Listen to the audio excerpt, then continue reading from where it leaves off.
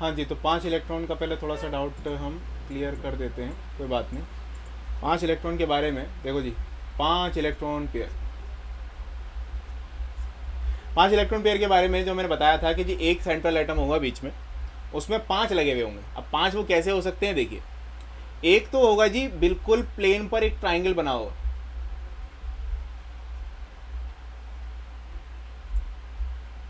ये प्लेन है बिल्कुल भाई, ये वही वाली प्लेन है बिल्कुल ऐसे, ये वाली प्लेन है। एक होगा जी बी नीचे की साइड, एक होगा जी बी ऊपर की side. This will be the trigonal bipyramidal. अरे भाई एक ट्राइंगल, अब देखो ये ट्राइंगल एक तो ऊपर की तरफ, एक तो पिरामिड ये बन गया तुम्हारा। अरे दिख रहा है जी पिरामिड, ऐसा ऊपर की तरफ एक पिरामिड नीचे है, ऊपर है ना। नीचे का थोड़ा सा ऐसा बना देते हैं, कोई और लाइट कलर लेकर, कोई और लाइट कलर, चलो येलो बना देते हैं, लो ये लो जी, ऊपर एक ट्राइंगल हो गया, नीचे एक ट्राइंगल हो गया। अरे बात समझ में आई? This is how the trigonal bipyramidal form. Yes sir. ठीक है, हाँ सर जी। ये एक पिरामिड में 4 बॉन्ड्स हैं। क्या बेटा? सर ये एक पिरामिड में 4 बॉन्ड्स हैं। देखो बॉन्ड जो दिखाए ना मैंने, ये वाले दिखाए, ये है, ये है, ये है और ये है सिर्फ बॉन्ड्स। ये तो मैंने शेप, ये जो बाहर की ज्योमेट्री जो दिखाई है ना, ये मैंने सिर्फ शेप दिखाने के लिए बनाई है। असल में मॉलिक्यूल तो सिर्फ ऐसे ही होता है।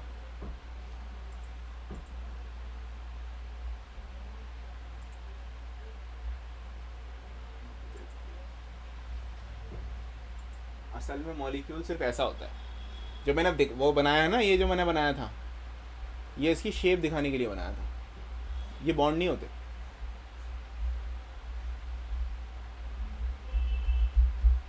ओके,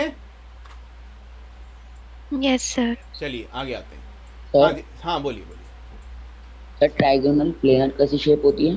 ट्राइगोनल प्लेनर बिल्कुल ऊपर का ये हटा दो, नीचे का ये हटा दो, बिल्कुल ए, ये बी, ये बी और ये बी, ये हो गया जी बिल्कुल, सॉरी थोड़ा सा ऐसा बन गया, ये हो गई जी बिल्कुल एक ही प्लेन में, जैसे पेपर रखा हुआ है बिल्कुल पेपर में एक ट्राइंगल बना दो, इक्विलेटरल ट्राइंगल, वो हो गई तुम्हारी ट्राइगोनल प्लेनर। अब इसी वाले प्लेनर के ऊपर एक यूं करके पिरामिड निकाल दो, एक नीचे पिरामिड निकाल दो, वो हो गया ट्राइगोनल बाइपिरामिडल। ठीक है,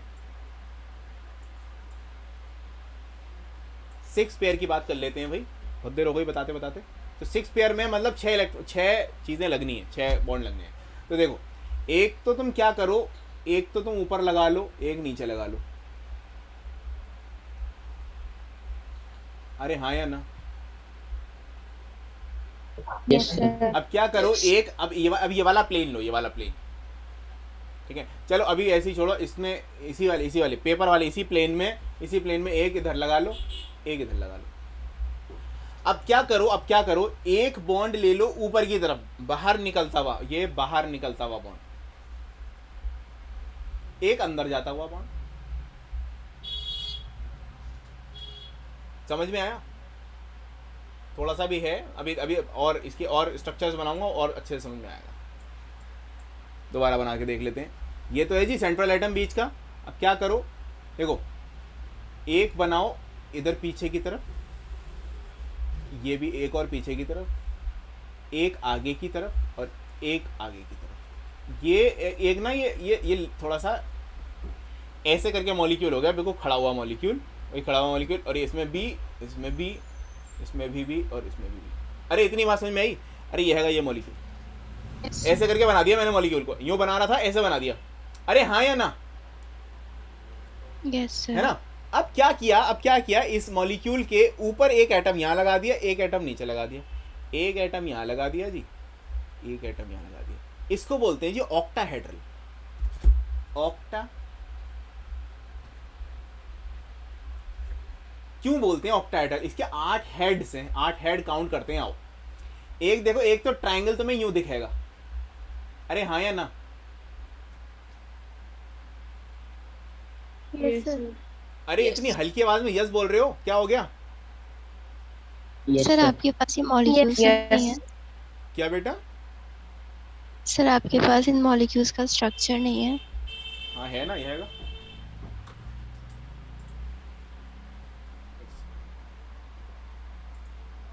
ये हैगा स्ट्रक्चर तो जी हर सर मॉलिक्यूल। इसमें बना के दिखा दीजिए पिरामिड। ये देखो जी, ये मॉलिक्यूल समझ में आया, ऐसा होता है कुछ, ठीक है। Yes sir. अब इसको मॉलिक्यूल को देखता हूँ यार, अगर कॉपी हो जाएगी यहाँ से।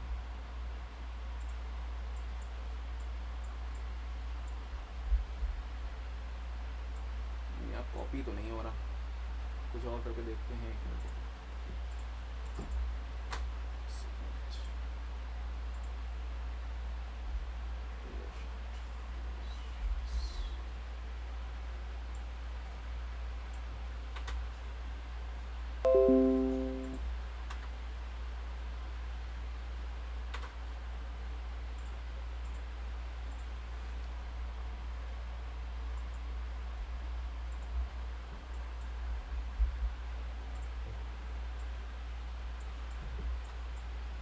ठीक है, अब देखो,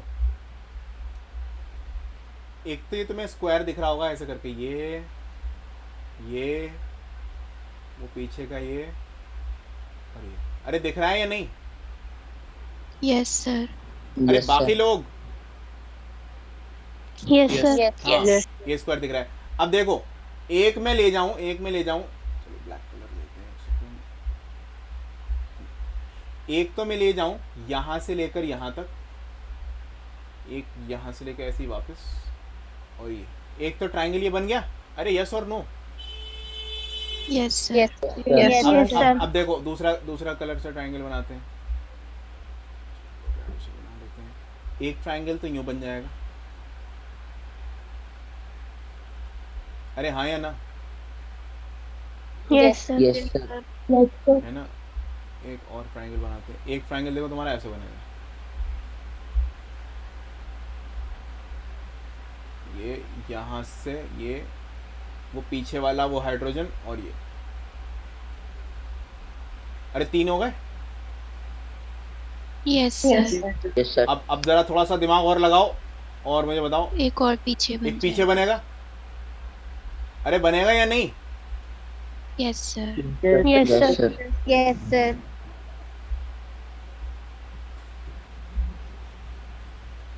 ये पीछे बन गया जी। तो 4 हेड तो ऊपर हो गए। अरे ये हेड ही तो है, ये जो बना है, ये ट्रायंगल जो बनाया है मैंने, ये हेड ही तो हो गए। एक अगर मान लो ऐसा तुम्हारे पास कोई प्रिज्म होता तो ऐसा एक, ये एक हेड ही हो गया, एक हेड इस साइड हो गया, एक हेड उधर, एक हेड उधर, 4 हेड हो गए एक तरफ। Yes sir. तो 4 हेड ऊपर और 4 हेड नीचे, कितने हेड हो गए? 8 हेड। इसीलिए नाम है जी इसका ऑक्टाहेड्रल।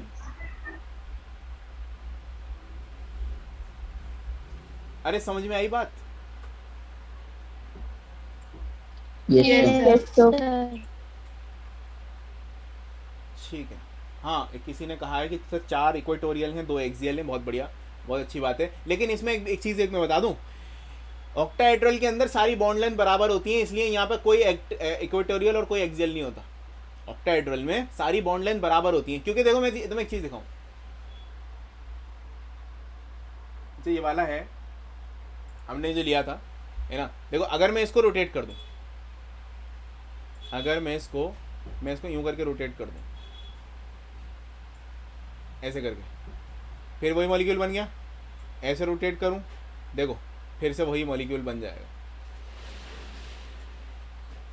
चारों तरफ से बिल्कुल सेम है, देखो ऐसे भी सेम है, ऐसे भी सेम है, देखो फिर से वही बन जाएगा। ये चारों तरफ से बिल्कुल सेम मॉलिक्यूल है, इसको तुम जैसे चाहे बना लो, बिल्कुल।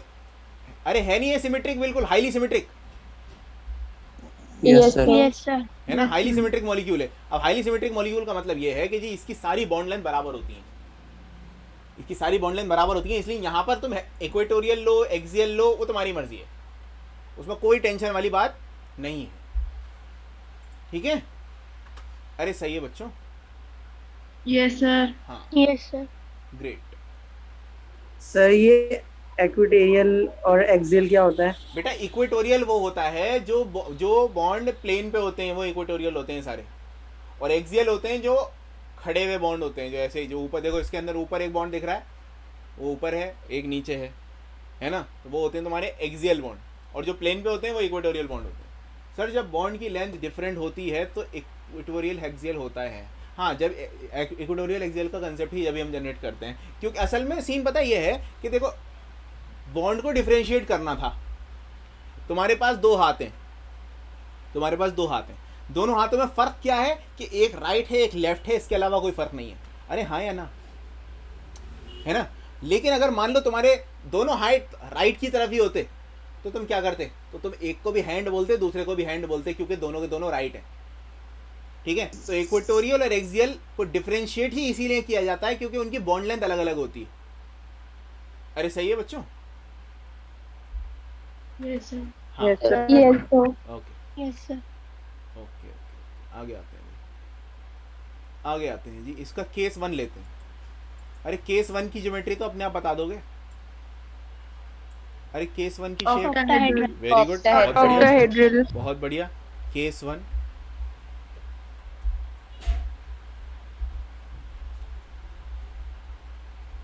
केस 1 क्या है जी इसकी shape?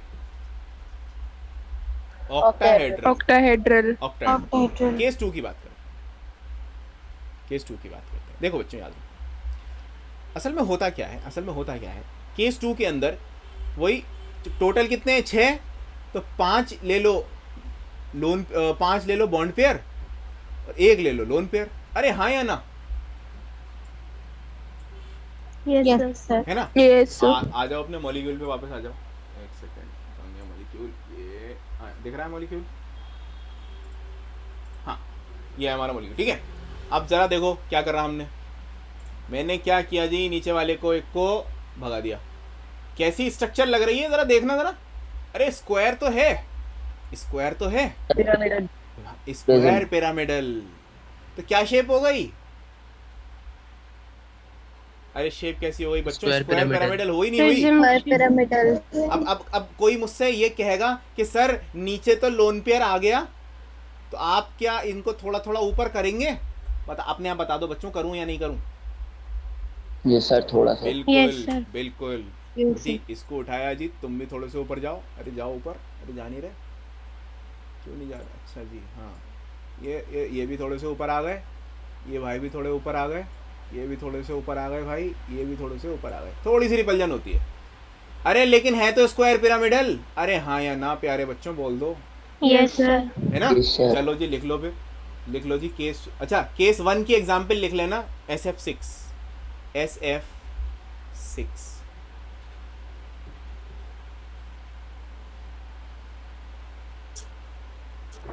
Okay, SF6।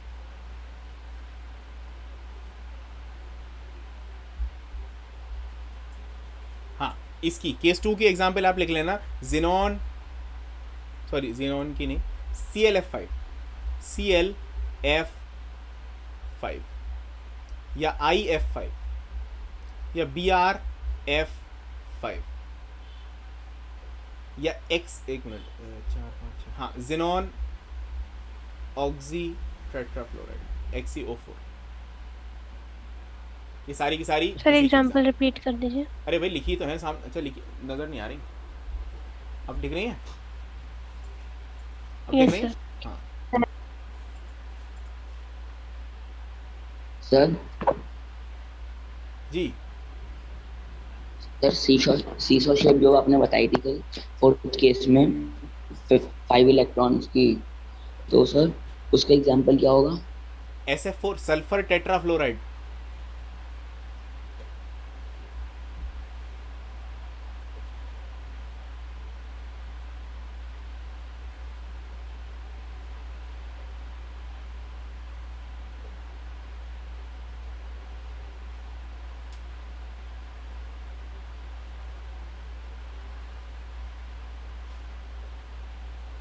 Okay okay sir. हाँ, तो यहाँ तक किसी को डाउट है? सब बढ़िया चल रहा है? अरे Yes, बता sir. दो। Yes, sir. हाँ, ग्रेट ग्रेट। आओ जी, अब अगले केस की बात करें। अच्छा सुनो, अब सर आप इतने सारे केसेस बता तो रहे हो, थोड़े एग्जाम्पल भी तो बता देते सर, तो थोड़ा हमारा भला हो जाता। कोई भी एग्जाम्पल ले लो, जो दिल करे एग्जाम्पल ले लो। चलो मैंने लिया IF5। जल्दी से मुझे बता दो इसमें इलेक्ट्रॉन डोमेन कैसे काउंट करोगे, जल्दी से। अरे आयोडीन में कितने हैं?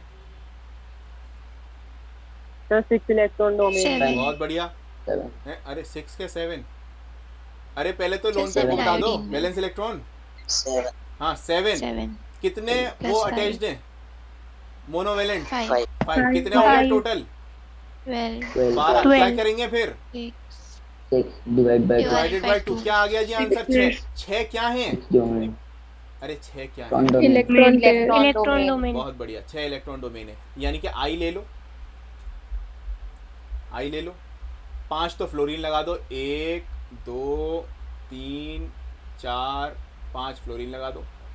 इलेक्ट्रॉन डोमेन कितने हैं?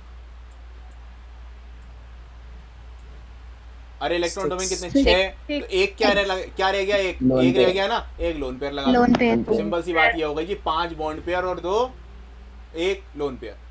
अपने आप ज्योमेट्री बता दोगे तुम, बिना तुम्हें कुछ भी ड्रॉ करेंगे। अरे सर हाँ बोलिए। सर लोन पेयर के ऊपर जो एरो से लगाते हैं वो क्यों होता है? कहाँ एरो? Lone pair? अच्छा, लोन पेयर के ऊपर एरो सर जो वैसे लगाते हैं थोड़ा कर्व शेप में।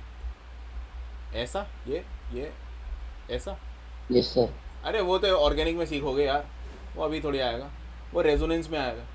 अभी बताएंगे इसमें थोड़ी, इसके हाइब्रिडाइजेशन वगैरह पढ़ लें, उसके बाद थोड़ा सा रेजोनेंस का पार्ट है वो करेंगे, बताऊंगा उसमें क्यों लगाते हैं। वो असल में ये होता है कि जी ये लोन पेयर कहीं जाना चाह रहे हैं, ठीक है, वो उनका डायरेक्शन होता है कहाँ है वो घूमना चाह रहे हैं। ठीक है जी, अगला केस करते हैं, केस नंबर 3। अरे केस नंबर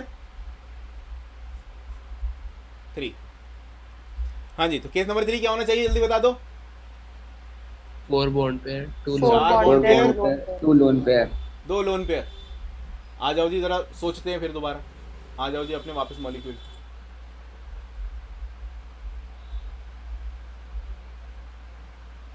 दिख रहा है?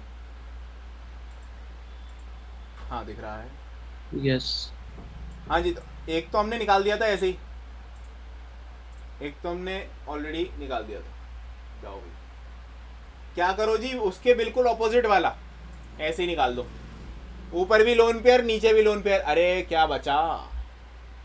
सर ऑपोजिट वाला Square. क्यों? एक्चुअली ऑपोजिट वाला इसलिए निकालते हैं सिमेट्री मेंटेन करने के लिए, टू मेंटेन द सिमेट्री। ठीक है, ओके सर। हाँ। कभी भी ऐसा निकालते कि हमने, अच्छा इसमें भी 2 मिनट के लिए अगर एज्यूम कर लो कि जी इक्वेटोरियल और एक्सियल वाला सीन आ गया, तो हमेशा याद रखना बच्चों कि हमेशा अगर पहला इक्वेटोरियल निकाला है तो दूसरा भी इक्वेटोरियल ही निकालना। यहाँ पर हमने एक्सियल निकाला है तो दूसरा भी axial, एक्सियल ठीक है। तो अब शेप बता दो जल्दी से, अब देर मत करो। तो स्क्वायर होगा सर। अरे square planar, square plane. Sir square planar, अरे हाँ या ना, स्क्वायर प्लेन। Yes sir. बस बात खत्म। यस। लिख दो जी शेप उसकी, स्क्वायर प्लेनर।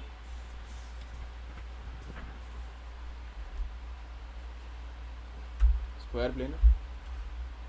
अगला केस अपने आप लिखना, अगला केस अपने आप लिखना, कुछ नहीं करना जी। sir इसमें से- example, है बेटा, examples, एग्जाम्पल लिख लो। Xenon tetrafluoride XeF4, XeF4।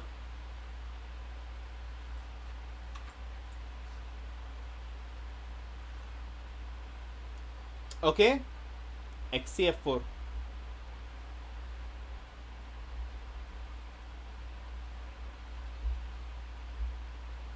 अरे आगे बढ़े।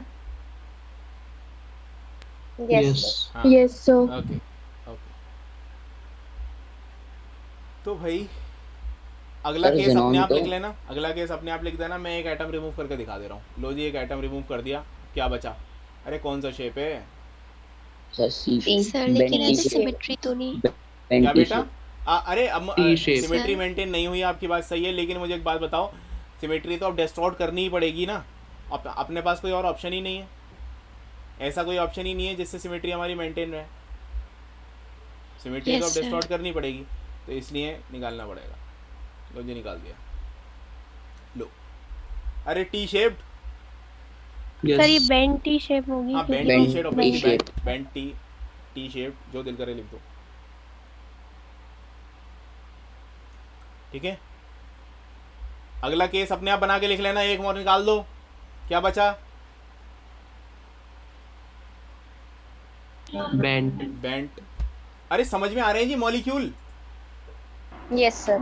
सर हाँ समझ में आने चाहिए भाई।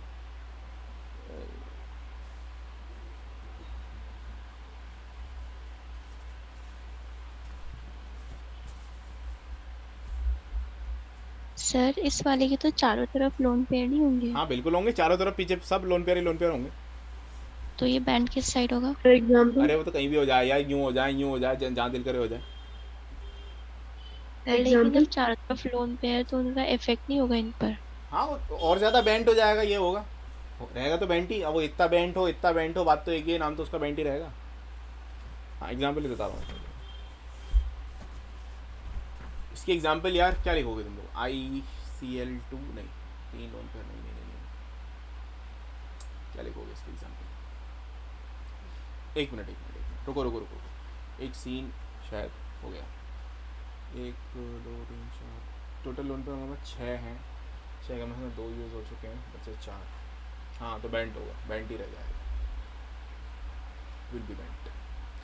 बेंट अगर ना भी हो तो स्ट्रेट भी हो सकता है, क्योंकि हमने वो निकाला ना, हम अगर इस वाले को निकाल दें तो लीनियर रहेगा, स्ट्रेट भी हो सकता है। आमतौर पे स्ट्रेट ही होगा, मेरे हिसाब से स्ट्रेट ही होना चाहिए। ज़ेनॉन डाइफ्लोराइड XeF2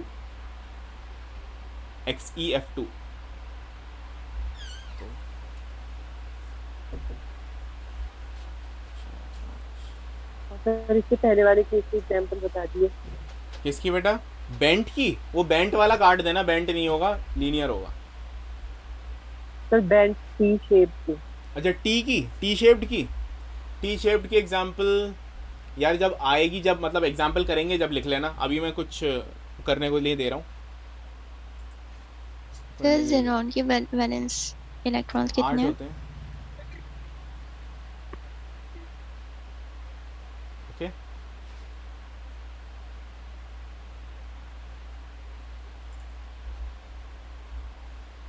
ओके, तो भाई आ जाओ कुछ क्वेश्चंस कर लेते हैं ताकि तुम्हारी पकड़ बन जाए किस चीज़ में?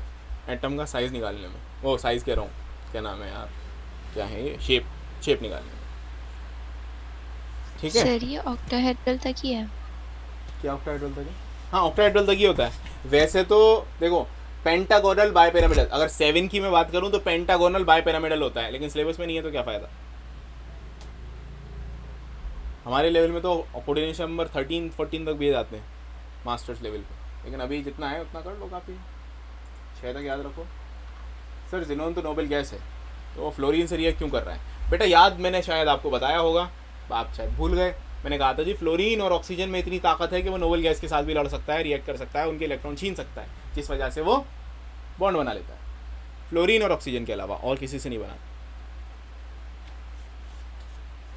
ठीक है, आओ जी ज़रा जल्दी अब ज़रा शेप बता दो, मॉलिक्यूल के नाम बता रहा हूँ।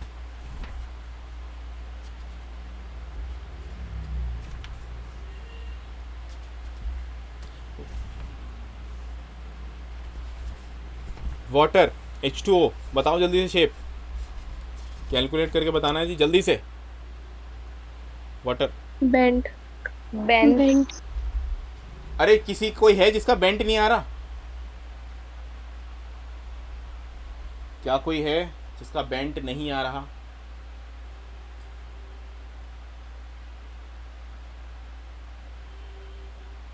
अरे सबका आ गया? एक तो ये बताते नहीं है।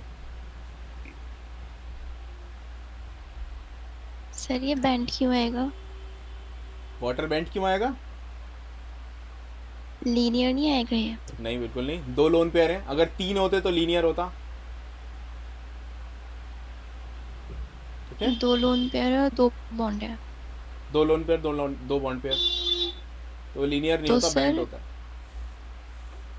सर तो एक बात बताइए, ऊपर भी लोन पेयर नीचे भी लोन पेयर, दोनों का इफेक्ट होगा आगे तो पीछे तो नहीं वो है ना? लीनियर नहीं आएगा? आगे पीछे आगे पीछे नहीं है भाई, एक राइट साइड में सर। हाइड्रोजन, एक लेफ्ट साइड में हाइड्रोजन, एक ऊपर लोन पेयर, एक नीचे लोन पेयर, आगे पीछे की जगह तो खाली रह गई, तो उसको वो भी तो यूटिलाइज होगी। तो इस वजह से क्या होगा, या तो लोन पेयर जो है दोनों थोड़े थोड़े आगे चले जाएंगे और बॉन्ड पेयर थोड़े थोड़े पीछे आ जाएंगे, ऐसा होगा। मुझे नहीं समझ आया। अरे बाप रे, कोई बात नहीं।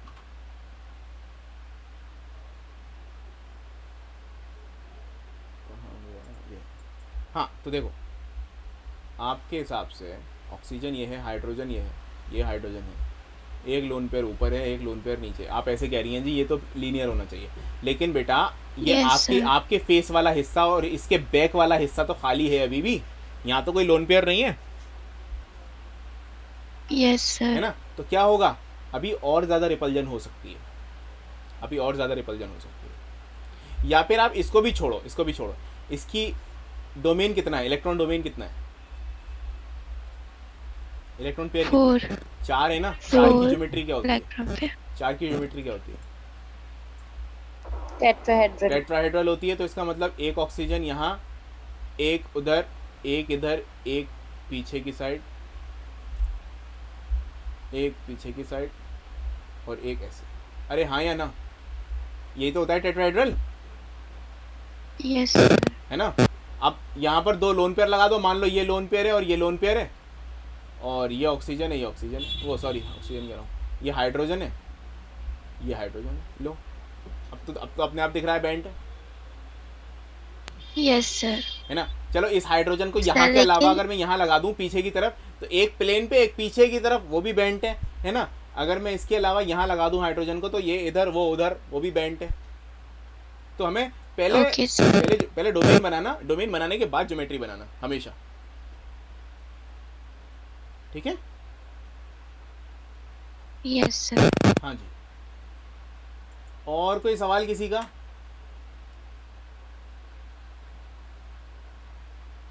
बनाओ जी BF3 जल्दी से, boron trifluoride.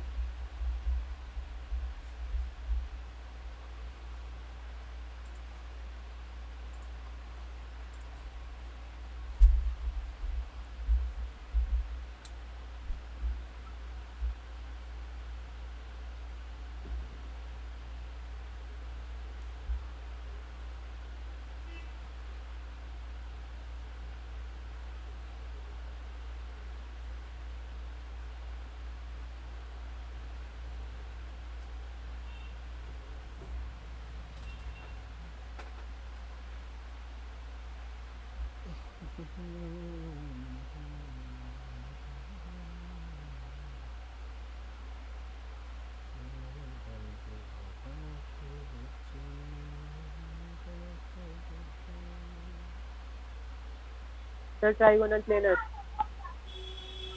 Very good, sir trigonal trigonal planar. Planar. क्या कोई है जिसका ट्राइगोनल प्लेनर नहीं आया?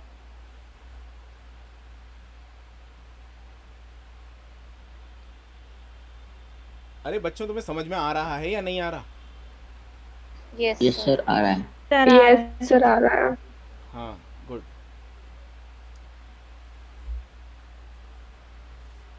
Excuse me sir. Yes, sir आप इनऑर्गेनिक केमिस्ट्री पढ़ाते हैं सर, इनऑर्गेनिक केमिस्ट्री क्या होती है? इनऑर्गेनिक केमिस्ट्री होती है chemistry of all elements except the hydrocarbons.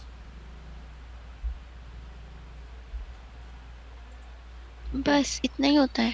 जी हाँ, वो बस इतना ही होता है। उस इसी के अंदर ना सारी केमिस्ट्री आ जाती है, इसके अंदर टोटल केमिस्ट्री आ जाती है। असल में यार देखो, पता है क्या है, ये हमने पढ़ने के लिए डिफरेंशिएट कर रखा है।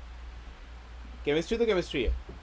आप ऑर्गेनिक पढ़ोगे ना, जो मैंने आपको याद है इलेक्ट्रोनेगेटिविटी बताया था, आयनाइजेशन एंथैल्पी बताया था, यस सर। क्या नाम है, अभी रेजोनेंस बताऊंगा आगे, और इंडक्टिव इफेक्ट भी इलेक्ट्रोनेगेटिविटी का ही पार्ट है। तो ये सारे के सारे ऑर्गेनिक में यूज़ होंगे।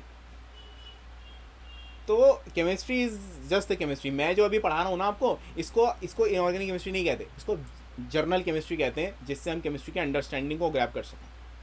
अभी जो हम पढ़ा रहे हैं, it is a chemical bonding is a part of. अच्छा, केमिकल बॉन्डिंग भी 2 तरीके की है। एक होती है जो मैं आपको पढ़ा रहा हूँ, थियोरेटिकल पार्ट, एक होता है मैथमेटिकल पार्ट। मैथमेटिकल पार्ट जो होता है वो सारा फिजिकल केमिस्ट्री में होता है, ठीक है। जो VSEPR जो है, ये सारी जो हम पढ़ रहे हैं, ये सारी की सारी एक थियोरेटिकल पार्ट, एक थ्योरी है ये, है ना। आखिर में थ्योरी तो होता है, वैलेंशियल इलेक्ट्रॉन पेयर रिपल्जन थ्योरी, तो ये थ्योरी है जी, थ्योरी हम यहाँ Yes, पढ़ रहे हैं। sir. अब ये थ्योरी बनी कैसे, इसके बाद हम पढ़ेंगे मॉलिक्यूलर ऑर्बिटल थ्योरी, उसके बाद हम पढ़ेंगे जी हाइब्रिडाइजेशन थ्योरी, ठीक है, पहले हाइब्रिडाइजेशन वगैरह पढ़ेंगे। तो भाई सर वो मैथमेटिकल पार्ट हमारे सिलेबस में नहीं है, नहीं है जी, वो मैथमेटिकल पार्ट हमारे सिलेबस में नहीं है। जो इसका केमिकल बॉन्डिंग का जो आमतौर पर जो पार्ट होता है, केमिकल बॉन्डिंग का और एटॉमिक स्ट्रक्चर का जो पार्ट है, वो सारा का सारा क्वांटम केमिस्ट्री समझाती है, क्वांटम मैकेनिक्स, तो वो सब वहीं से आया है। सर अभी तो केमिस्ट्री है जी, अभी केमिस्ट्री ही है सर एक बात और बोलनी थी जी। हाँ सर, जो फर्स्ट और सेकंड चैप्टर है वो बिल्कुल मतलब खराब है हमारा, वो तो आपको पता ही है। तो सर मेरे एग्जाम्स आ रहे थे स्कूल में, तो उसका क्या करें? उसका क्या करें मतलब, उसका मतलब क्या सर करें से भाई, सर क्या उसके आपने लिए? बैकअप दे रखा। हाँ भाई मैंने बैकअप तो सभी का दिया हुआ है। सर बैकअप से नहीं होगा। बैकअप से नहीं होगा, फिर क्या क्रैश कोर्स स्टार्ट कर दूँ? सर उन 2 देखो चैप्टर मैं इतना कह सकता हूँ, उसके लिए जो बहुत सारा है और ये सब है, तो उसके लिए देखो एटॉमिक स्ट्रक्चर के शायद 4 से 5 चैप्टर हैं, 4 से 5 मेरे जो लेक्चर हैं, और इसके भी फर्स्ट वाले के भी आई थिंक 4 लेक्चर हैं। तो उसको 2x स्पीड पर देख लो, जल्दी हो जाएगा। जो चीज़ हम ऑलरेडी, जिस क्लास में हम ऑलरेडी प्रेजेंट होते हैं, अगर हम उसको 2x पे भी देखें तो वो हमें बराबर ही समझ में आता है। सर फर्स्ट चैप्टर में एक क्लास भी तो नहीं है। हैं? सर फर्स्ट चैप्टर में आपने एक क्लास रिकॉर्ड करना भूल गए थे। हाँ वो उसमें रह गया था, और सेकंड वो मैं चैप्टर करी में, भी एटॉमिक नहीं। स्ट्रक्चर में। खैर कोई बात नहीं, क्या नाम है, देखते हैं उसका कुछ, उसकी प्रैक्टिस क्लास के लिए कुछ ना कुछ करेंगे, ठीक है। आगे आते हैं भाई, आगे आते हैं। बनाओ ज़रा स्ट्रक्चर बनाओ SO2 का, सल्फर डाइऑक्साइड का।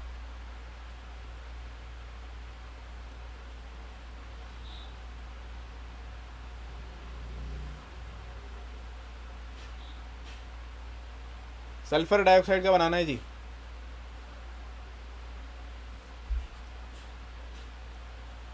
बोलेगा कोई नहीं, सब कमेंट बॉक्स में लिखेंगे क्या आंसर आ रहा है। बोलेगा कोई नहीं, किसी की आवाज़ नहीं आनी चाहिए।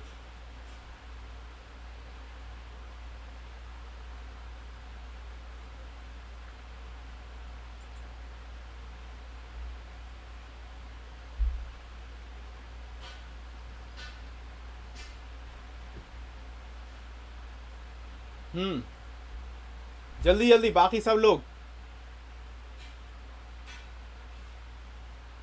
अरे इलेक्ट्रॉन डोमेन नहीं पूछा जी, ज्योमेट्री पूछी है। सॉरी ज्योमेट्री कह रहा हूँ, शेप पूछिए जी SO2 की।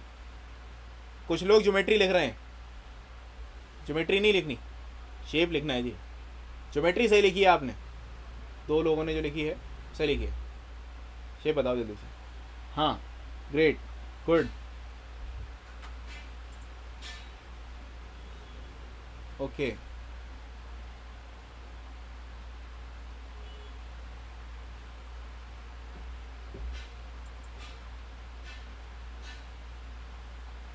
ओके भाई, सबका आंसर नहीं आ रहा है, जल्दी जल्दी बताओ भाई।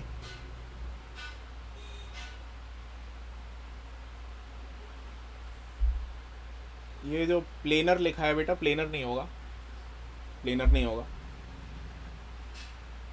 आपका कल वाली क्लास का बैकअप देखना एक बार, तो देखना। नहीं भाई ये ज्योमेट्री है।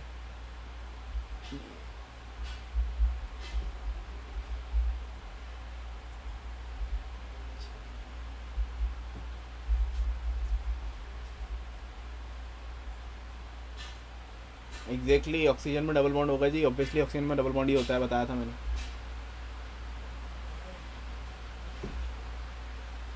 चलो कोई बात नहीं, हम कर लेते हैं एक बार, हम कोशिश कर लेते हैं एक बार। आओ जी आओ। बहुत सारे बच्चों का गलत आंसर है, देखो जी कैसे निकाल रहे हैं। हाँ बोलिए। इलेक्ट्रॉन डोमेन तो 9 ही आएगा ना? इलेक्ट्रॉन डोमेन 9 क्यों आएगा ये बताइए मुझे। मैंने क्या ये नहीं बताया था कि ऑक्सीजन का इलेक्ट्रॉन डोमेन को हम काउंट नहीं यस करते सर, तो इलेक्ट्रॉन डोमेन 3 आ जाएगा फिर। हैं? तो भाई क्या हो गया जी, सल्फर में कितने इलेक्ट्रॉन है? 6, बस कुछ नहीं करना जी, 2 से डिवाइड कर लो, 3 आ गया। तो इसका मतलब ये सल्फर से 3 चीज़ें अटैच करनी है। तो सल्फर से एक तो ऑक्सीजन हो गया जी, दूसरा भी ऑक्सीजन हो गया, तीसरा क्या बचा? अरे क्या बचा? Lone pair. Lone pair lone बचा। पेयर। अभी अगर लोन पेयर बचा तो ऑक्सीजन के डबल बॉन्ड यहाँ आ गए। जब ऐसा हो गया जी तो कैसी शेप दिख रही है? बेंट। अरे बेंट दिख रही है, तो शेप तो हो गई जी बेंट। अब मुझे ज्योमेट्री बता दो। ज्योमेट्री जो लोग टेट्राहेड्रल लिख रहे हैं तो टेट्राहेड्रल नहीं होगी, कौन सी होगी जी? Trigonal planet. ट्राइगोनल। अरे सबके डाउट क्लियर हो रहे हैं।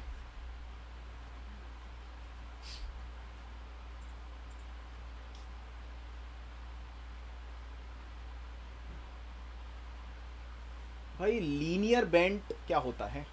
ये तो मैंने पहली बार सुना है। लीनियर बेंट तो नहीं होगा बच्चे, ऐसा होगा कुछ। लीनियर वीनियर तो नहीं होगा। मैं कहा ना, सबसे पहले ज्योमेट्री बनाओ, ज्योमेट्री बनाने के बाद जितने बॉन्ड हैं उनको गायब करते रहो।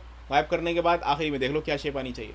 चलो और करो, और देखो प्रैक्टिस से ही होगा, प्रैक्टिस से ही होगा, इंशाल्लाह सबका हो जाएगा। Xenon oxy tetra fluoride XeOF4।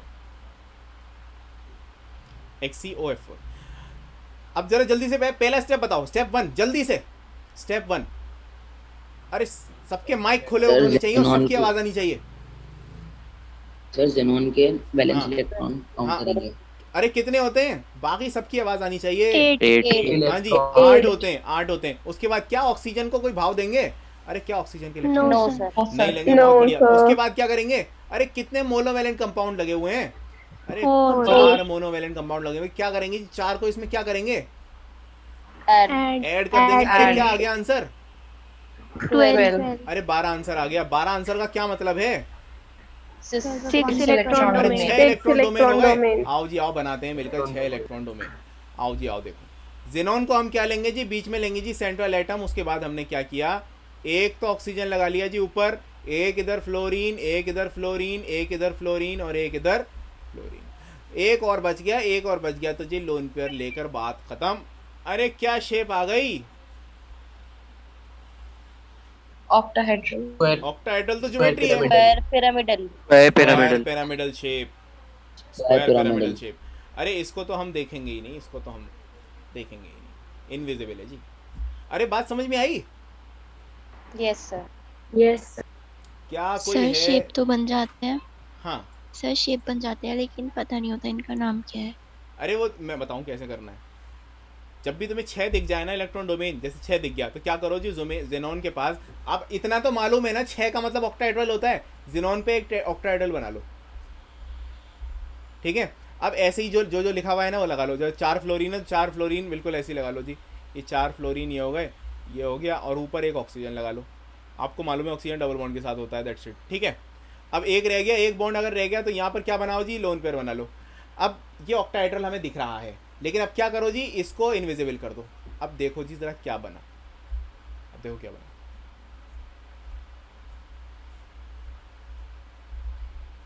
अरे बन गया जी square pyramidal. Yes sir. Yes, sir sir. यही नहीं पता ना कि 6 में ऑक्टाहेड्रल आएगा। तो यही नहीं पता 6 में ऑक्टाहेड्रल आएगा, लेकिन बताया था ना बेटा, आप भूल गए। कोई बात नहीं, कोई बात नहीं। 6 में ऑक्टाहेड्रल आता है। 6 इलेक्ट्रॉन डोमेन का मतलब है ऑक्टाहेड्रल ज्योमेट्री। ज्योमेट्री तो सबको याद होनी चाहिए जी, ज्योमेट्री भूलने का कोई सीन ही नहीं है, ठीक है। अगर 2 इलेक्ट्रॉन डोमेन तो लीनियर, अगर 3 है तो ट्राइगोनल। ट्राइगोनल डायगोनल प्लेनर, 4 है तो टेट्राहेड्रल। वेरी गुड टेट्राहेड्रल, और अगर 5 है तो ट्राइगोनल ट्राइगोनल बाइपिरामिडल, पिरामिडल। और अगर 6 है तो ऑक्टाहेड्रल। ऑक्टाहेड्रल। ये तो ज्योमेट्री है जी, ये याद होनी चाहिए आंखें बंद करके सबको। और सबको शेप भी देखो, जब तुम ये बनाओ तो उसके बाद जब ये तुम लिख रहे हो जी टेट्राहेड्रल, तो टेट्राहेड्रल का शेप तुम्हारे दिमाग में होना चाहिए। अगर तुम ट्राइगोनल बाइपिरामिडल लिख रहे हो तो ट्राइगोनल बाइपिरामिडल दिमाग में होना चाहिए। ऑक्टाहेड्रल लिख रहे हो तो जी एक स्क्वायर प्लेनर, एक ऊपर उसके, एक नीचे उसके, ये सब दिमाग में अपने आप आ जाना चाहिए। जब ही बॉन्डिंग असल में समझ में आती है, जब इंसान की इमेजिनेशन पावर अच्छी होती है, तो उसको शार्प करो। और साइंस के स्टूडेंट्स के लिए स्पेशली इमेजिनेशन पावर बहुत इंपॉर्टेंट होती है। आगे जाकर तुम सॉलिड स्टेट पढ़ोगे तो उसके अंदर बहुत इंपॉर्टेंट रहेगा, ठीक है। और भी बहुत सारे कंसेप्ट पढ़ोगे, थर्मोडायनेमिक्स वगैरह, तो यहाँ पर इमेजिन करना बहुत ज़रूरी है। और जहाँ जिस दिन तुमने इमेजिन करना सीख लिया उस दिन लिख कर रख लेना मेरी बात, केमिस्ट्री बहुत आसान हो जाएगी तुम लोगों के लिए, सबके लिए। सर फिफ्थ वाला क्या बताया आपने? Trigonal bipyramidal, trigonal bipyramidal, ठीक है जी।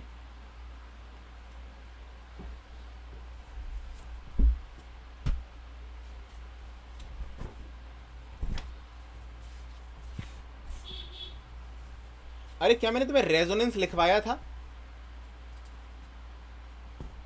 No no sir. सर।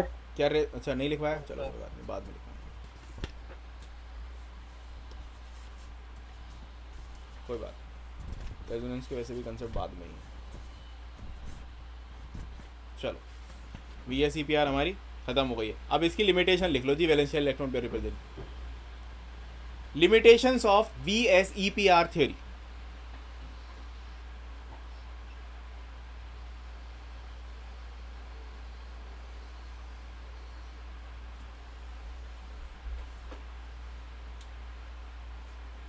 ठीक है, तो पहली limitation,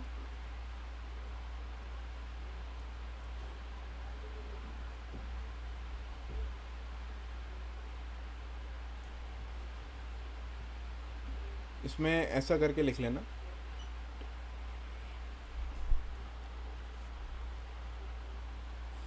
VSEPR theory is able to explain the shape of the molecules.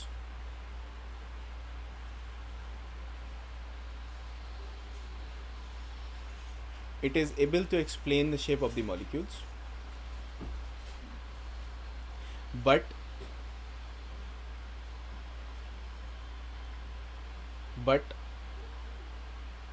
is unable to predict the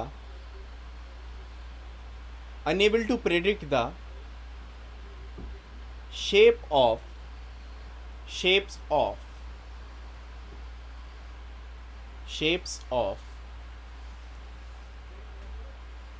the number of the molecules। कुछ ऐसे molecules हैं जिसकी जो शेप है, जिसकी जो ज्योमेट्री है, वो VSEPR एक्सप्लेन नहीं कर पाता, जिसकी VSEPR एक्सप्लेन नहीं कर पाता। ठीक है, तो 10 it has a limited application only, ये लिमिटेड मॉलिक्यूल्स के लिए एप्लीकेबल है। 10 it has a limited application only.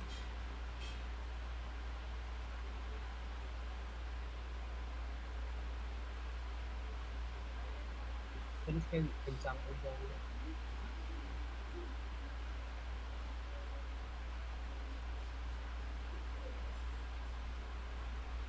ठीक है जी। तो अब इस लिमिटेशन को, अब जो हमारी कुछ मॉलिक्यूल्स हैं जिसके बारे में नहीं बता पा रही VSEPR थ्योरी, तो क्या किया, VSEPR थ्योरी से बेहतर कुछ थ्योरीज बनाई गई। वैलेंस बॉन्ड थ्योरी है, और क्या नाम है आपकी मॉलिक्यूलर ऑर्बिटल थ्योरी है। ये ना सारी नई थ्योरीज हैं। जो VSEPR थ्योरी थी आपकी, वो टोटली हाइपोथेटिकल थी। नई मॉडर्न थ्योरीज जो हैं वो सारी की सारी आपकी मैथमेटिकल थ्योरीज हैं। वैलेंस बॉन्ड थ्योरी है और मॉलिक्यूलर ऑर्बिटल थ्योरी है, ये सारी की सारी मैथमेटिकल थ्योरी है, मैथमेटिकली प्रूव्ड है। ठीक है, तो ये ज़्यादा एक्यूरेट हैं, ज़्यादा हमें इंफॉर्मेशन देती हैं हमारे मॉलिक्यूल के बारे में। ठीक है, ऑल्सो VSEPR जो थी ये नहीं बता सकती थी कि हमारा मॉलिक्यूल मैग्नेटिक प्रॉपर्टीज़ जो भी हमारे मॉलिक्यूल की हैं वो नहीं बता सकती थी। उसके अलावा किसी ने मुझसे ये नहीं पूछा, सर एक बात बताइए, आपने इतने सारे शेप बना दिए ऑक्टाहेड्रल, चलो ऑक्टाहेड्रल तो 2 मिनट के लिए ज्योमेट्रिक शेप है, समझ में आती है। आप ये बताइए सर, आपने टेट्राहेड्रल जो बनाया था, जो आप चलो टेट्राहेड्रल भी छोड़ो, आपने ट्राइगोनल प्लेनर बनाया था, कुछ ऐसा बनाया था ना, ये बोरॉन, ये एक हाइड्रोजन इधर, एक हाइड्रोजन इधर, एक हाइड्रोजन इधर, ऐसा बनाया था ना। सर एक बात बताइए, अरे ऐसा बनाया था या नहीं? Yes sir. Yes sir. हाँ, तो सर एक बात बताइए, हमने जो p ऑर्बिटल पढ़ा था वो तो सर हमने ऐसा पढ़ा था कि जी p जो होता है ये एक ऐसा होता है, एक ऐसा होता है और एक कुछ ऐसा होता है। ये तो भाई बिल्कुल वैसे होते हैं, एक दूसरे का म्यूचुअली परपेंडिकुलर। ऐसा क्या हुआ कि ये ट्राइगोनल बन गया? दिमाग में आया नहीं है सवाल किसी के?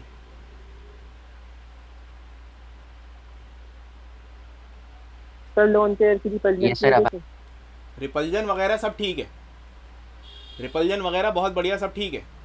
ऐसा भी तो हो सकता था ना। चलो ठीक है, बोरोन का 2 मिनट के लिए केस तो साइड रखते हैं। मैं कहता हूँ अमोनिया, चलो अमोनिया भी नहीं, CH4, CH4 है ना। CH4 का क्या मतलब है? CH4 का मतलब है कार्बन का इलेक्ट्रॉनिक कन्फिग्रेशन एक्साइटेड फॉर्म में ऐसा होता है, एक हाइड्रोजन यहाँ आया, बाकी हाइड्रोजन यहाँ पर आए,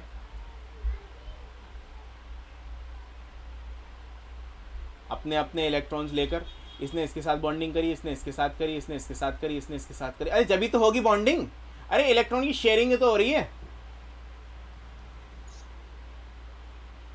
कितनी खामोशी हो गई क्लास में। Yes sir. Yes sir.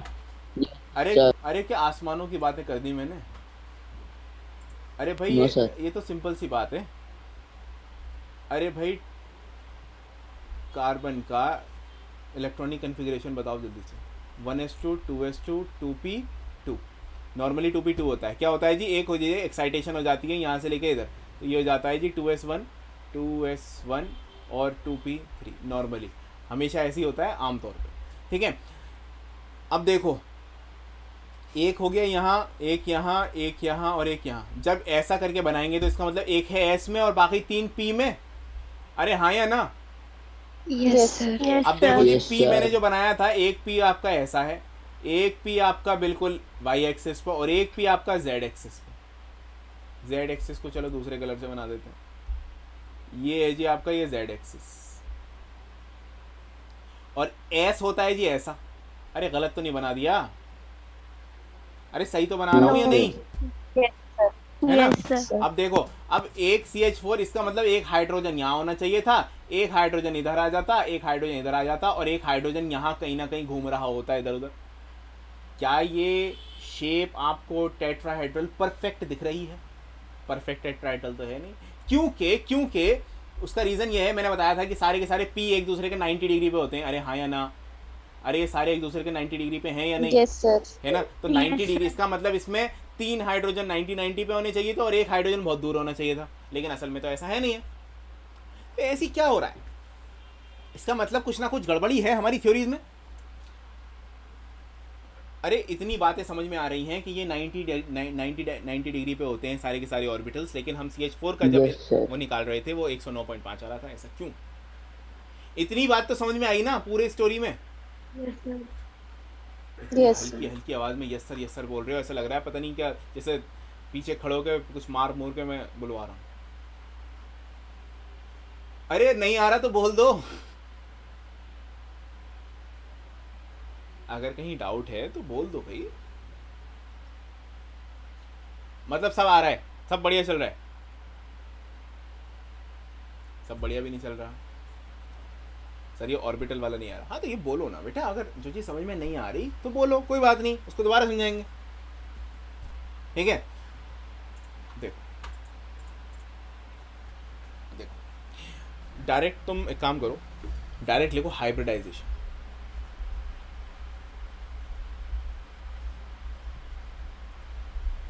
चलो हाइब्रिडाइजेशन को नेक्स्ट टॉपिक मानेंगे, अभी तुम VBT लिखो, valence bond theory. Valence bond theory ये लिखो, VBT। सर इसका सेकंड सर हम लिमिटेशंस लिख रहे थे। हाँ लिमिटेशंस पे एक लिखवा दी, एक पहली तो लिखवा दी। Yes Yes, sir. sir. दूसरी है directions of the electron pairs, लिखवाई नहीं क्या? No sir. It was not able to express the direction of the electron pair. It was not able to express the direction of the electron pair. जो electron pair है उसका direction किस side है, कहाँ है, हम कैसे मालूम करेंगे, उसमें कुछ नहीं था। उसमें यह था कि ये इनविजिबल कर दो बस, ठीक है। 2 लिमिटेशन ये थी, और ये लिमिटेशन कहाँ पूरी हुई? मॉडर्न थ्योरीज में, एक तो VBT और MOT में। VBT एंड मॉलिक्यूलर ऑर्बिटल, अलग अलग थ्योरीज हैं जी दोनों।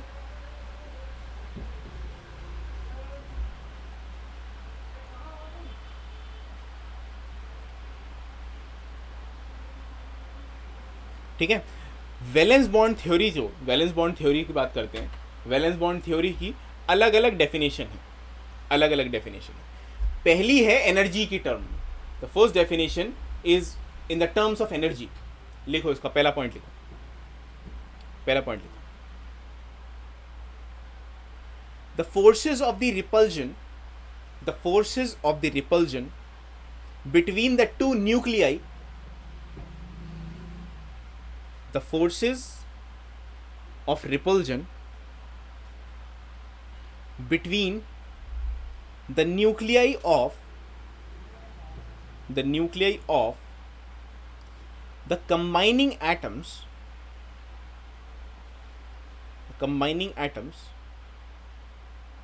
and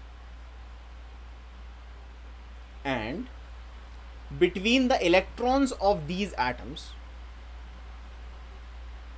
between the electrons of these atoms, क्या लिखा जी? The force of the repulsion between the nuclei of these two compounds, यानी कि दो एटम है, मान लो जिसका ये न्यूक्लियस है जो पॉजिटिवली चार्ज है, एक इसका ये न्यूक्लियस है, इसका ये पॉजिटिव चार्ज है, और इसके इलेक्ट्रॉन यहाँ घूम रहे हैं, इसके इलेक्ट्रॉन यहाँ घूम रहे हैं। अब जरा एक चीज़ सोचो बच्चों, अगर मैं इसको इसके पास लेकर जाऊंगा तो ये पॉजिटिव चार्ज है, ये पॉजिटिव चार्ज है, तो पॉजिटिव पॉजिटिव में इसमें भी तो रिपल्जन होगी। अरे हाँ या ना?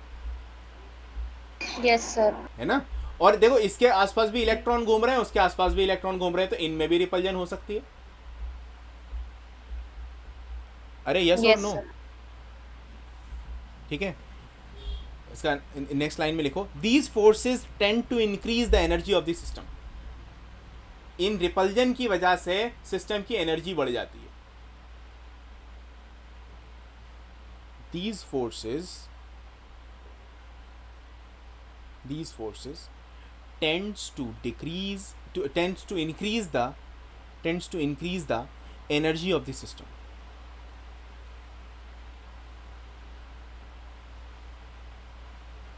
Okay? Sir, energy Energy of of the system. System का मतलब यह है कि अभी इसकी बात कर रहे हैं तो यही सिस्टम है हमारा। ओके, सेकेंड पॉइंट लिखो इसका। Second point, the force of the attraction between the nucleus, second point है the force of the attraction between the nucleus of the first atom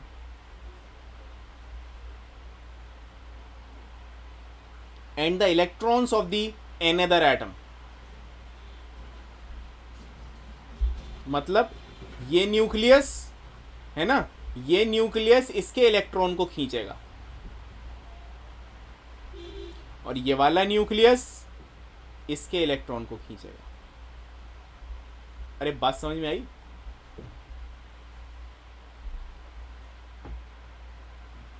अरे बात समझ में आई? Yes sir. है ना? The force of attraction between the nucleus, the force of attraction between the nucleus of the first atom and the electrons of the another atom, these forces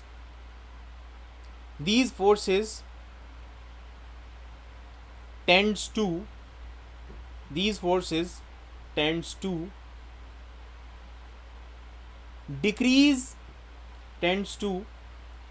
decrease the energy of the system।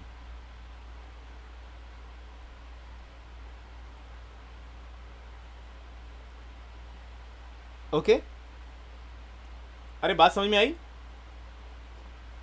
Yes sir. अरे भाई simple सी बात ये है कि इनको मालूम है कि हमारे सामने वाला जो एटम है उसके पास भी न्यूक्लियस है और न्यूक्लियस एक दूसरे का दुश्मन होता है, लेकिन उस सामने वाले एटम के जो इलेक्ट्रॉन है वो हमारे बहुत अजीज हैं। तो हम क्या करेंगे, हम उसको अपने करीब तो बुलाएंगे, उसको अपने क्या बुलाएंगे जी, करीब तो बुलाएंगे, क्योंकि उसके इलेक्ट्रॉन हमारे बहुत अजीज हैं, लेकिन उससे थोड़ी सी दूरी भी बरकरार रखेंगे कि जी हमारा सामने वाला न्यूक्लियस भी दुश्मन है। अरे बात समझ में आई? Yes sir. अरे भाई बात समझ में आई?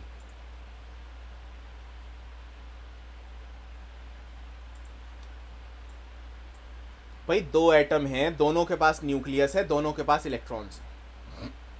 तो अगर न्यूक्लियस की जो फोर्सेस हैं वो बहुत ज़्यादा हैं, जिस वजह से न्यूक्लियस इलेक्ट्रॉन की लड़ाई ज़्यादा हो रही।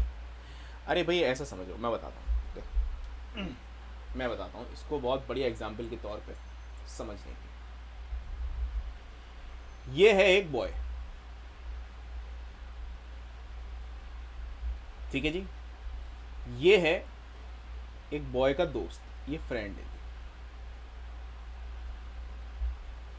अरे बात समझ में आई? अरे हाँ या ना? Yes sir. है ना? अब जरा देखो, ये बॉय ए है, ये बॉय बी है।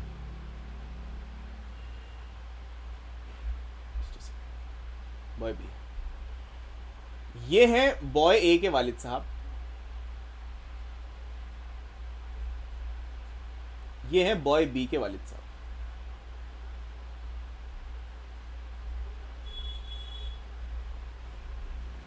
अरे इतनी बात समझ में आई? Yes sir. है ना?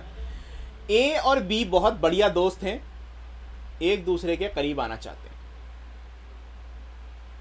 अरे हाँ या ना? Yes sir. Yes sir. और ए और बी के वालिद साहब भी बहुत अच्छे दोस्त हैं। इतनी बात भी समझ में आ गई होगी? अरे बोल तो दो। Yes sir. हाँ, यस सर। लेकिन ये ए जो हैं, इनके बच्चे से ये एक दूसरे के बच्चों के बहुत खिलाफ रहते हैं। ये एक दूसरे के बच्चों के बहुत खिलाफ रहते हैं। ये तुम बेटा इससे मत मिलना, ये इसके खिलाफ है।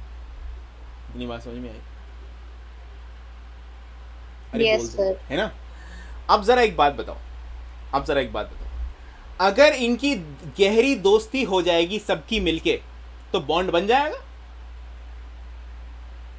Yes sir. अगर इन सब की गहरी दोस्ती हो जाएगी तो बॉन्ड बन जाएगा, है ना? लेकिन अगर इस ये वाला बच्चा इनके वालिद साहब को ज़्यादा ही बुरा लगने लगा, और ये वाला बच्चा इनके वालिद साहब को और ज़्यादा बुरा लगने लगा, तो इनकी बॉन्डिंग नहीं बन पाएगी, है ना? तो होगा क्या, ये डिपेंड करता है हमारे पास कि कौन सी फोर्स ज़्यादा है, अट्रैक्टिव फोर्स ज़्यादा है या रिपल्सिव फोर्स ज़्यादा है। अगर अट्रैक्टिव फोर्स ज़्यादा होगी तो बॉन्ड बन जाएगा, और अगर रिपल्सिव फोर्स ज़्यादा होगी तो बॉन्ड, अरे बोल दो, नहीं बनेगा। नहीं बनेगा। बनेगा। तो सिंपल सी बात ये, ठीक है? अब तुम वापस एटम में आ जाओ, अब तुम अपने आप दिमाग लगाओ और सोच लो कि अच्छा, अगर इनके अंदर रिपल्जन ज़्यादा है तो इसका मतलब ज़्यादा गुस्सा भरा हुआ होगा, इनके अंदर ज़्यादा एनर्जी होगी, और ज़्यादा एनर्जी का मतलब होता है कम स्टेबिलिटी। बच्चों याद रखना ज़िंदगी भर, ज़्यादा एनर्जी जिसके अंदर होती है बहुत ही अनस्टेबल होता है जी, बिल्कुल एक जगह नहीं बैठता वो। जो बेचारा गरीब सा कम एनर्जी वाला, वो एक तरफ बैठा रहेगा। तो मतलब ये है कि जी ज़्यादा एनर्जी का मतलब कम स्टेबल का मतलब ये मॉलिक्यूल बिल्कुल भी स्टेबल नहीं है। अरे यही तो बताया था जी पहले पॉइंट में, रिपल्जन होगी तो एनर्जी बढ़ जाएगी, यस सर। Yes sir. और अट्रैक्शन होगी तो डिक्रीज। अरे बता दो, अगर अट्रैक्शन Energy होगी तो कम। एनर्जी कम हो जाएगी। Energy decrease. हाँ, अरे इतनी बातें तो समझ में आ रही हैं, यहाँ तक सब क्लियर है? Excuse me sir. जी हाँ बोलिए। सर एक एटम, सर इसमें मतलब रिपल्जन भी हो रहा है और अट्रैक्शन भी हो रहा है, तो सर हमें पता कैसे चलेगा क्या ज्यादा हो रहा है? अगर बॉन्ड बन गया तो अट्रैक्शन हो रही है, अगर बॉन्ड नहीं बना तो रिपल्जन हो रही है। ये स्टेबिलिटी और अनस्टेबिलिटी का कंसेप्ट है, स्टेबिलिटी और अरे अभी देखो ना, एग्जाम्पल के तौर पे भी समझ में आएगा। अभी तो वालिद साहब के एग्जाम्पल थे, अभी और देखो जी एग्जाम्पल्स। देखो फॉर एग्जाम्पल, ये एक एटम, ए एटम, ये बी एटम, ये न्यूक्लियस इनका, ये उनके इलेक्ट्रॉन्स। यहाँ पर इसके अंदर रिपल्सिव फोर्स ज़्यादा है, रिपल्सिव फोर्स का मतलब एनर्जी ज़्यादा है। ज्यादा, एनर्जी ऑलरेडी ज्यादा है ना। एक और केस में लेते हैं जी, ये हमारा ए और ये हमारा बी, ये न्यूक्लियस है इनके, ये उनके शेल। यहाँ पर क्या हो रहा है जी, यहाँ पर अट्रैक्शन ज्यादा है। अट्रैक्शन का ज्यादा है का मतलब एनर्जी कैसी है जी, कम। एनर्जी का कम मतलब सुकून से बैठे हैं, और ज्यादा एनर्जी का मतलब सुकून से, अरे सुकून से नहीं बैठे। इतनी बात तो समझ में आई है ना। तो अब जरा मुझे एक बात बताओ, अब जरा अपने आराम से अपने दिल से पूछकर एक बात बताना, जो एनर्जी जिनके पास ऑलरेडी ज्यादा है, जो ऑलरेडी अमीर है, अगर मैं उनको तोड़ना चाहूं वो जल्दी टूट जाएंगे? अरे इतनी सी एनर्जी में काम हो जाएगा, एक एक थप्पड़ पड़वा दो एक दूसरे के, सारी लड़ाई खत्म। हाँ या ना? अरे भैया अगर मैं इस वाले को एक दूसरे से दूर करना चाहूं, जहां पर रिपल्जन ज्यादा है, जिन दोस्तों में ऑलरेडी ज्यादा लड़ाई रहती है, उनको अगर मैं दूर करवाना चाहूं तो मुझे इतनी सी मेहनत करनी पड़ेगी। अरे हाँ या ना? Yes sir. लेकिन जिन लोगों में अट्रैक्शन ज्यादा है, उन लोगों में मुझे मेहनत भी ज्यादा करनी पड़ेगी। यस अरे सर। इतनी बात तो समझ में आ रही है? Yes sir. अरे बाकी Yes, सब sir. कहाँ है? Yes sir. है ना? यस सर ये एग्जाम्पल समझ आ गया, आप एग्जाम्पल के थ्रू क्या बता रहे थे? एग्जाम्पल के थ्रू मैं ये बता रहा था कि अगर दो एटम्स के बीच में अट्रैक्शन ज्यादा होती है तो उनकी एनर्जी कम होती है, और अगर रिपल्जन ज्यादा होती है तो उनकी एनर्जी हाई होती है। ये बताना चाह रहा था बस। ठीक है? Yes sir. हाँ, अब मतलब अब यहां से एक नया कंसेप्ट निकल कर आता है हमारा, बॉन्ड डिसोसिएशन एनर्जी। अपने आप बता दोगे तुम लोग, अपने आप बता दोगे। Bond dissociation energy is the amount of the energy will be given to the molecule to dissociate, to break the bond. अरे हाँ या ना? लिखो इसकी डेफिनेशन। Yes sir. देखो इसकी, the energy required to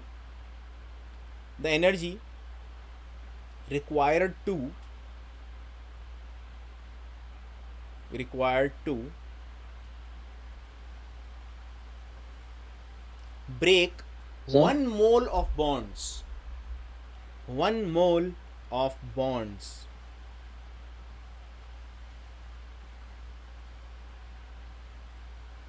of same kind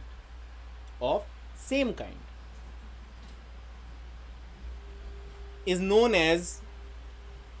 as bond dissociation energy।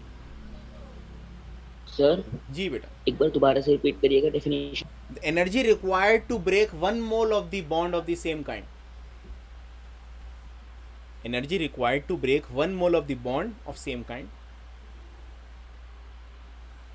is known as bond energy. Is known as bond energy. मतलब ये हो गया कि जब किसी की दोस्ती को तोड़ने के लिए कितना दिमाग लगाना पड़ेगा, एक बहुत ही इजी लैंग्वेज में, वो होती है जी बॉन्ड डिसोसिएशन एनर्जी। तो कौन से बॉन्ड को तोड़ने के लिए ज़्यादा एनर्जी चाहिए, तो इसका मतलब बॉन्ड डिसोसिएशन एनर्जी ज़्यादा, और अगर एनर्जी कम चाहिए तो कम बॉन्ड। अब एक चीज़ अपने आप बताना यार, एक है इतना बड़ा एटम और उसके साथ एक इतना, चलो बिल्कुल बराबर का ही ले लेते हैं, एक है ऑलमोस्ट बराबर के हैं, ठीक है। एक है ये दोनों इतने बड़े बड़े, ये इसका न्यूक्लियस, ये इतना न्यूक्लियस, ये इसका न्यूक्लियस, ये इसका न्यूक्लियस। अब ज़रा मुझे तुम लोग अपने आप ही बता दो बच्चों, कौन सा बॉन्ड जल्दी टूट जाएगा? बड़ा वाला। बड़ा वाला जल्दी टूट जाएगा? अरे किसी को डाउट है इसके अंदर कि बड़ा वाला जल्दी क्यों टूटेगा? Yes sir. अच्छा है डाउट, ओके भाई। बड़ा वाला जल्दी इसलिए टूटेगा, इतना सा धागा ले लो, उसको तोड़ लो, और इतना बड़ा धागा ले लो, उसको तोड़ लो, कौन जल्दी टूटेगा? सर बड़ा वाला। छोटा वाला। छोटा वाला जल्दी टूट जाएगा यार। सर छोटा वाला आराम से नहीं टूटेगा। करके देखना अभी एक्सपेरिमेंट, अभी सर थोड़ी बड़ा देर वाला और मजबूत नहीं होगा? नहीं, जितना बड़ी चीज़ होती है उतनी ज़्यादा कमज़ोर हो जाती है वो। जितनी बड़ी चीज़ होती है वो उतनी ज़्यादा कमज़ोर हो जाती है, जितनी छोटी चीज़ होती है वो उतनी ज़्यादा कमज़ोर नहीं होती। ठीक है, ओके यस जी। सर। तो देखना, ट्राई करके देखना। इतना सा धागा लेना, इतना बिल्कुल इतना सा ही लेना। हाँ, इतना सा धागा लेना, उसको खींच के देखना, और इतना बड़ा धागा लेना, फिर उसको खींच के देखना। अपने आप मुझे बता दोगे अगली क्लास में। ठीक है, तो भाई सिंपल सी बात यह है, बड़ा साइज़, बड़े साइज़ का मतलब है जी न्यूक्लियस और इलेक्ट्रॉन दूर दूर हैं। दूर दूर होने का मतलब यह है इनकी बॉन्ड लेंथ, एक बॉन्ड की लेंथ जो है वो ज़्यादा है, और बॉन्ड लेंथ जिनकी ज़्यादा होती है उनकी बॉन्ड डिसोसिएशन एनर्जी अरे ज़्यादा होती है कम होती है? अरे कितनी एनर्जी देनी पड़ेगी, ज़्यादा देनी पड़ेगी कम देनी पड़ेगी बड़े वाले को? कम। कम एनर्जी में काम हो जाएगा। इसका मतलब क्या? अगर ज़्यादा बॉन्ड लेंथ तो एनर्जी कम देकर काम चल जाएगा। अरे यस और नो? अरे कंसेप्ट sir. समझ में आया जी? बॉन्ड डिसोसिएशन एनर्जी का क्या होती है? एक बॉन्ड को Yes, तोड़ने sir. के लिए कितनी एनर्जी दी जाएगी, उसको हम कहते हैं बॉन्ड डिसोसिएशन एनर्जी। सर बोलिए। बॉन्ड को तोड़ते क्यों है? बॉन्ड को तोड़ते इसलिए हैं बेटा कि दूसरा हम नया मॉलिक्यूल बना सकें। अगर बॉन्ड टूटने ख़त्म हो गए तो इंसान का मतलब टूटना कह रहा हूँ, सॉरी, इंसान के अंदर जितने भी रिएक्शंस हो रहे हैं वो होने ख़त्म हो जाएंगे अगर बॉन्ड नहीं टूटा तो। Conversion of complex substances into simpler one. Exactly, सारे रिएक्शन ही ख़त्म हो जाएंगे। रिएक्शन क्यों होते हैं? क्योंकि बॉन्ड बनते हैं और जोड़ते हैं। अरे what is a chemical reaction? It is nothing but the breaking and the reformation of the bonds. ठीक है, केमिकल रिएक्शन की जो असल एग्जाम्पल यही तो है, तो इसलिए बॉन्ड टूटते हैं। अब कौन सा बॉन्ड जल्दी टूट जाएगा, कौन सा देर से टूटेगा? सिंपल सी बात है सर, जो स्टेबल होगा, जो सुकून से बैठा है, स्टेबल है, क्या वो टूटेगा जल्दी? No sir. अरे बेचारा गरीब एक तरफ बैठा हुआ है, क्या उसको जल्दी तोड़ दोगे? नहीं तोड़ोगे जी, वो स्टेबल है जी, अपने घर में सुकून से है। लेकिन जो अनस्टेबल है जी, उसके साथ ही ज़्यादा एक्सीडेंट्स होते हैं। इतनी सी एनर्जी दे दो, काम हो जाता है। अरे यस और नो? Yes sir. है ना? तो सिंपल सी बात ये है बॉन्ड डिसोसिएशन एनर्जी का कंसेप्ट। ठीक है, अच्छा जी। अब एक क्लास और चाहिए, आखिरी और लेते हैं उसके बाद।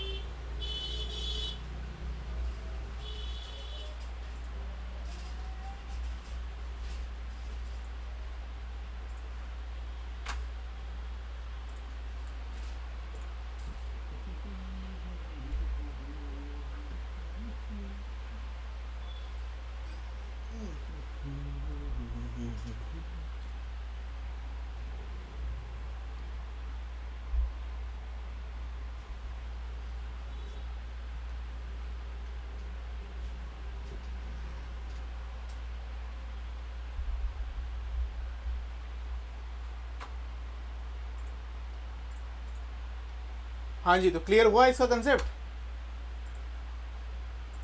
बॉन्ड डिसोसिएशन एनर्जी का?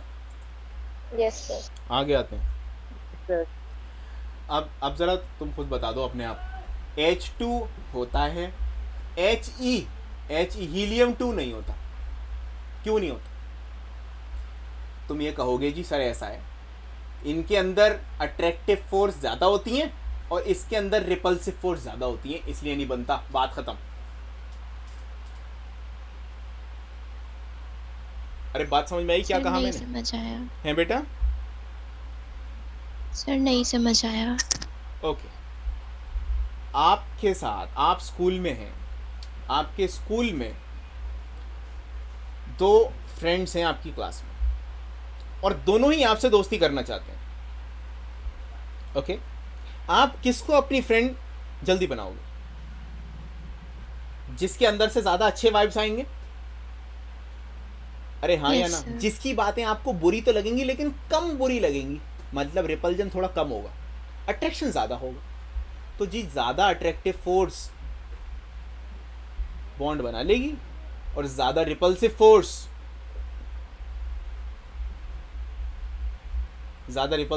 बॉन्ड नहीं बनाएगी। सिंपल सी बात। हीलियम ज़्यादा रिपल्सिव क्यों है? ज़्यादा रिपल्सिव इसलिए है जी,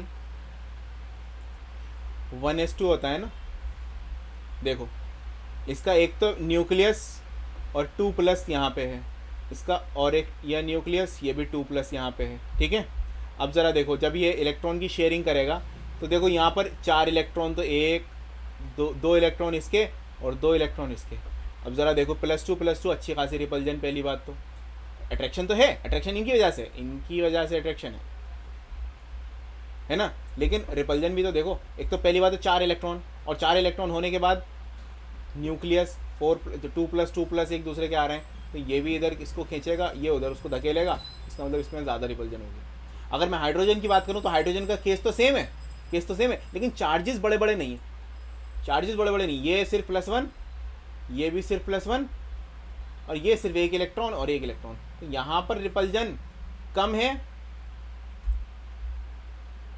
यहाँ पर जो रिपल्जन है वो कम है, तो इसका मतलब ये एग्जिस्ट कर जाएगा, ये एग्जिस्ट नहीं करेगा।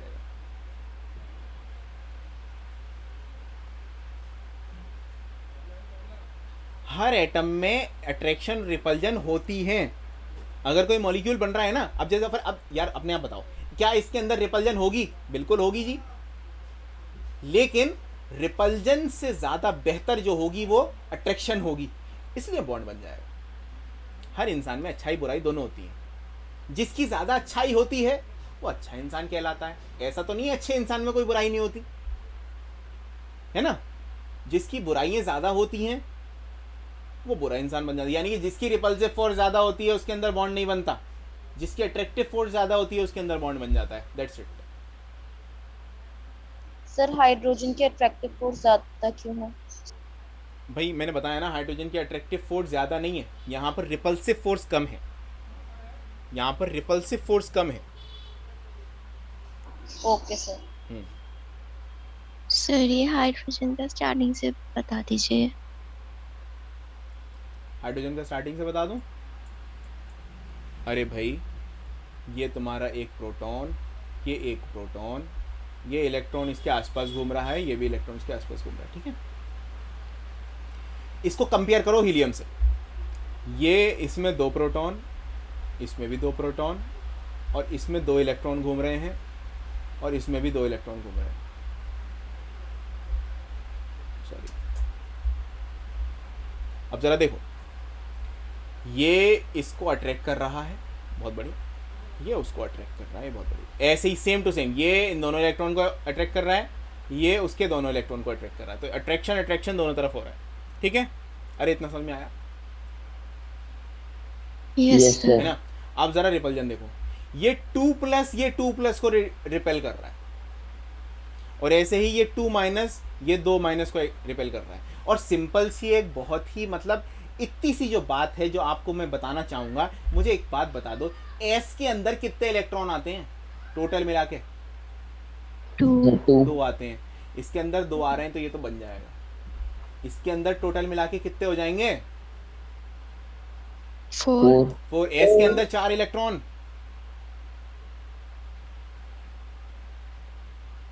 एस के अंदर 4 इलेक्ट्रॉन। अब पे शेयरिंग हो रही है इलेक्ट्रॉन से। इलेक्ट्रॉन की शेयरिंग तो होगी, ये वाली बात तो हम 9th क्लास से पढ़ते हुए आ रहे हैं। नहीं मतलब ट्रांसफर हो रहे हैं, शेयर हो रहे हैं। शेयर हो रहे हैं। नॉन मेटल के बीच हमेशा शेयरिंग होती है, ठीक है। नॉन मेटल के बीच हमेशा इलेक्ट्रॉन की शेयरिंग होती है। अब तो समझ में आया हीलियम क्यों नहीं बन रहा? क्योंकि इसमें ज्यादा रिपल्शन है। एग्जैक्टली, ज्यादा रिपल्सिव फोर्सेस है, ठीक है। आगे आते हैं। हमने पहली जो वीबीटी हमने स्टार्ट करी तो उसमें सबसे पहला पॉइंट हमने क्या किया, हमने किसके टर्म्स में बात करी? एनर्जी के टर्म्स में बात करी। तो जी अब अपने आप बता दो, हाइड्रोजन जो बनेगा वो क्यों बनेगा? क्योंकि उसकी एनर्जी क्या है? उसकी एनर्जी क्या है? कम है ज्यादा है? कम है। हीलियम क्यों नहीं बनेगा? क्योंकि उसकी एनर्जी ज्यादा, रिपल्सिव फोर्स एनर्जी ज्यादा है, दैट्स इट। ये अभी हमने एनर्जी के कंसेप्ट में बात करी, एनर्जी के कंसेप्ट में हमने ये बात करी, ठीक है। उसके बाद अब हम बात करते हैं in terms of overlapping. Terms of overlapping.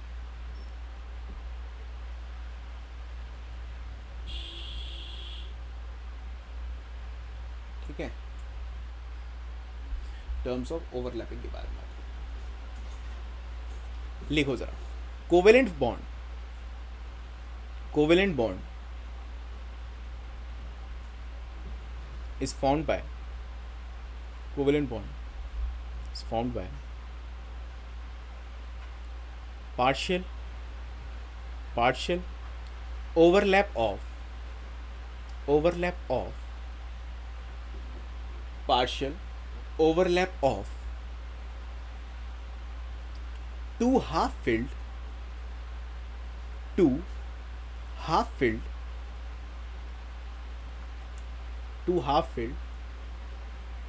atomic orbitals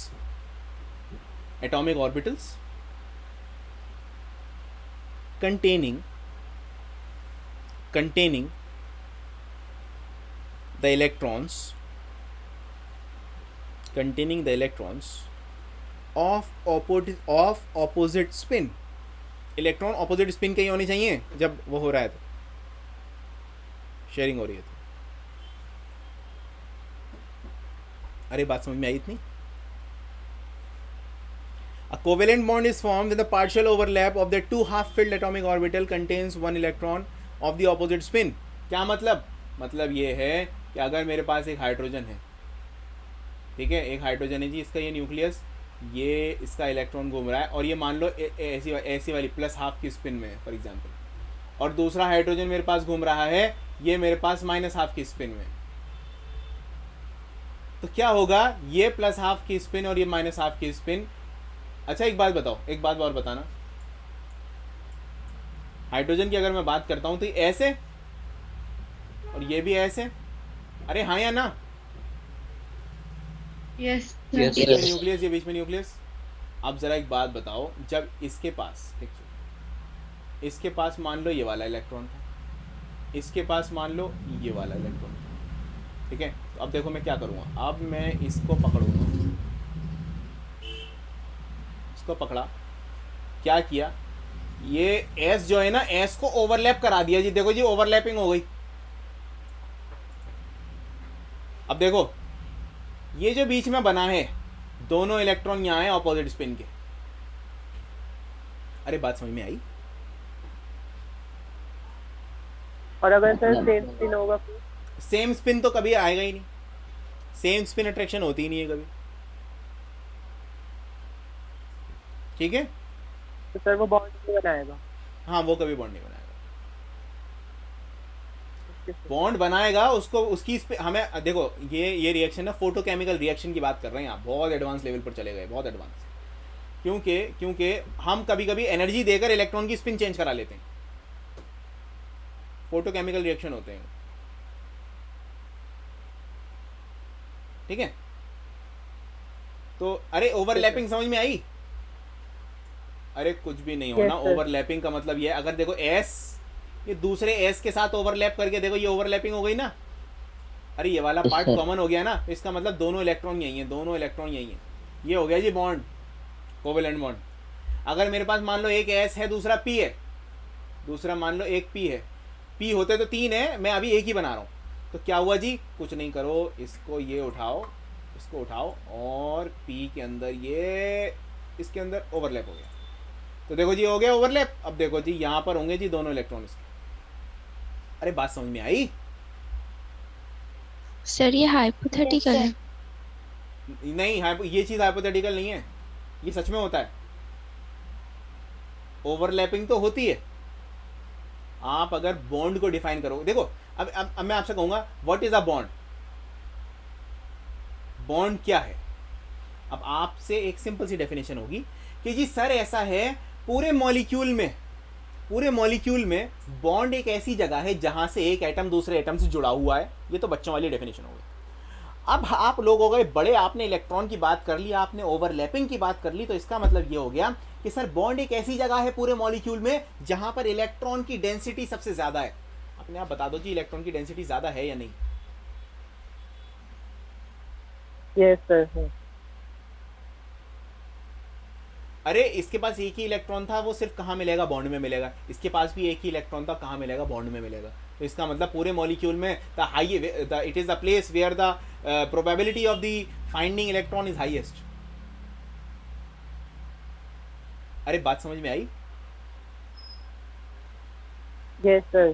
पहला कंसेप्ट हमने बॉन्ड बनाने के लिए वैलेंस बॉन्ड थ्योरी का पहला कंसेप्ट क्या पढ़ा था, एनर्जी, कि जी कौन सी फोर्सेस ज्यादा होनी चाहिए, अट्रैक्टिव फोर्सेस ज्यादा होनी चाहिए और रिपल्सिव फोर्स कम होनी चाहिए जब बॉन्ड बनेगा। दूसरी कंडीशन हमने क्या पढ़ी थी, ओवरलैपिंग, यानी कि ऑर्बिटल्स की ओवरलैपिंग होनी चाहिए। अगर एक ऑर्बिटल ऐसा है तो दूसरा उससे ओवरलैप होना चाहिए, उसके अंदर ओवरलैप हो जाएगा, उसके अंदर घुस जाएगा। अरे बात समझ में आई? Yes sir. Sir bond length और बॉन्ड डिसोसिएशन का एनर्जी जो आपने रिलेशन बताया था, एक बार रिपीट कर दिए बेटा। बॉन्ड लेंथ जो होती है, जितनी ज़्यादा बॉन्ड लेंथ होती है उतनी कम एनर्जी चाहिए होती है। इसका मतलब bond length is inversely proportional to the bond dissociation energy. ठीक है, इनवर्सली प्रोपोर्शनल रिलेशन।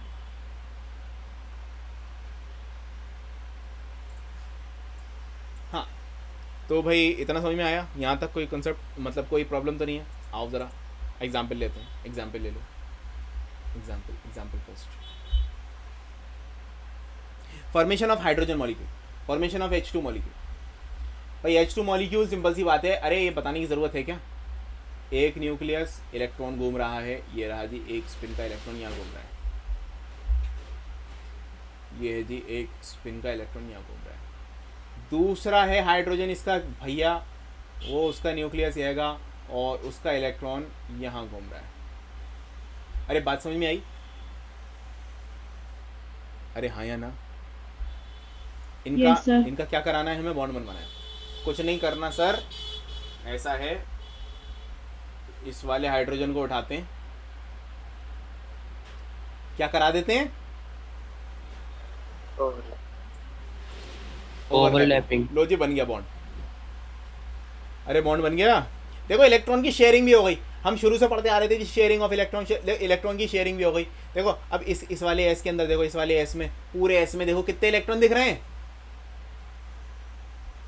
2 इलेक्ट्रॉन इसमें, और इसमें कितने दिख रहे हैं, 2 इलेक्ट्रॉन्स। दोनों में 2 हो गए, दोनों खुश हो गए, दोनों बढ़िया हो गए जी, मजे आ गए। आगे आते हैं, ये फर्स्ट एग्जाम्पल थी।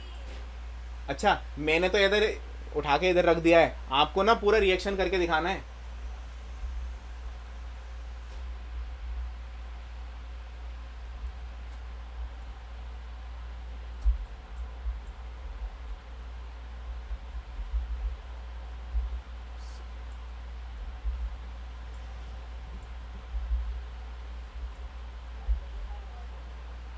पूरा ऐसे करके रिएक्शन दिखाना जी।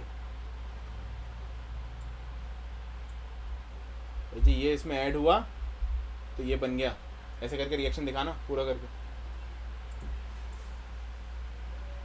आगे आते हैं, formation of HF, hydrogen fluoride.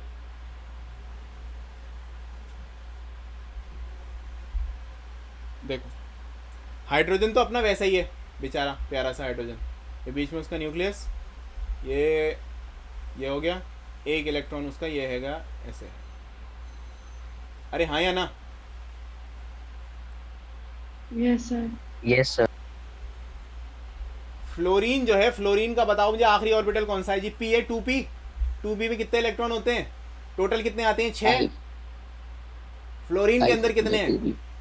अरे 2p5। अरे 1:2 2:2 2p5। Yes sir. तो क्या हुआ, तो देखो हुआ क्या, ये हुआ कि जी एक तो हमारा P रहेगा, ये px, ये है मेरा py, और ये है मेरा pz। अरे हाँ या ना? ये भी हमारा कैसा है, पेयर्ड है, ये भी पेयर्ड है सर, बहुत बढ़िया। इसके अंदर एक ही इलेक्ट्रॉन है। अरे बात समझ में आ रही है? ये क्या है, हाइड्रोजन, और ये क्या है, फ्लोरीन। अरे यस और no? Yes, sir. Yes, sir. Yes अरे सर। क्या कोई है जिसकी समझ में नहीं आ रहा? अब क्या किया जी, क्या होना है? अरे बता दो क्या होना है? Bond ओवरलैपिंग बन गया। ये उठाया, ये इसको ले गए,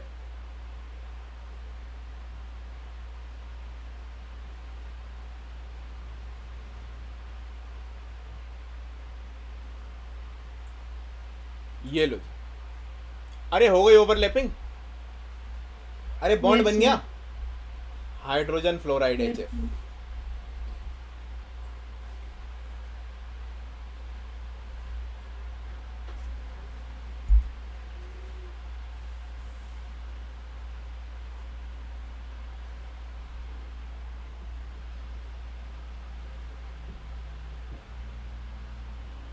सर फ्लोरीन का न्यूक्लियस कहाँ है?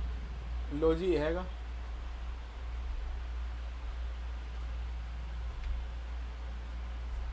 और इसमें एस शेल कहाँ है? सब शेल। लो जी, ये हैगा।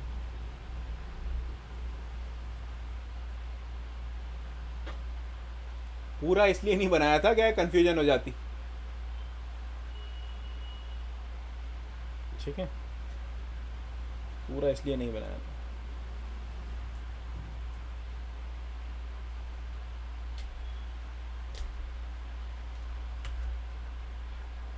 आओ,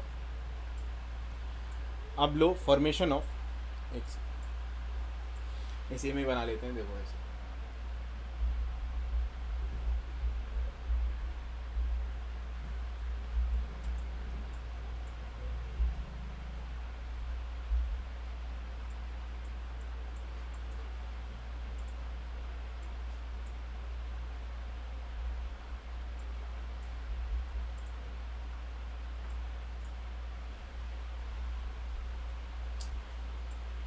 इसी में ही एक और बना लेते हैं।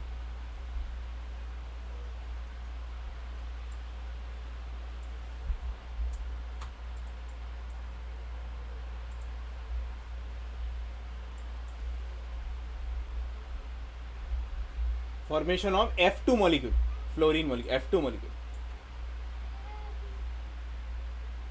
क्या करना है जी?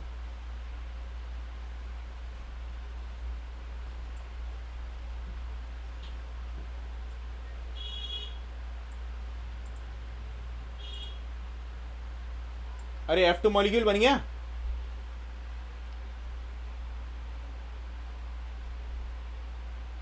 अरे बच्चों, F2 मॉलिक्यूल बन गया।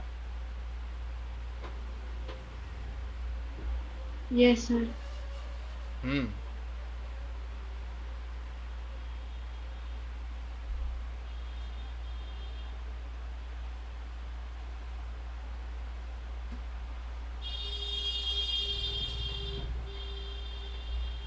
ठीक है, आगे बढ़े। Yes, sir. अरे ओवरलैपिंग का कंसेप्ट समझ में आ गया, नहीं आया? एस को भी Clear आ ओवरलैप गया। करके दिखा दिया, पी को भी ओवरलैप करके दिखा दिया, पीपी को और एसपी को भी दिखा दिया, एसपी, पीपी और एसएस तीनों को ओवरलैप करके दिखा दिया।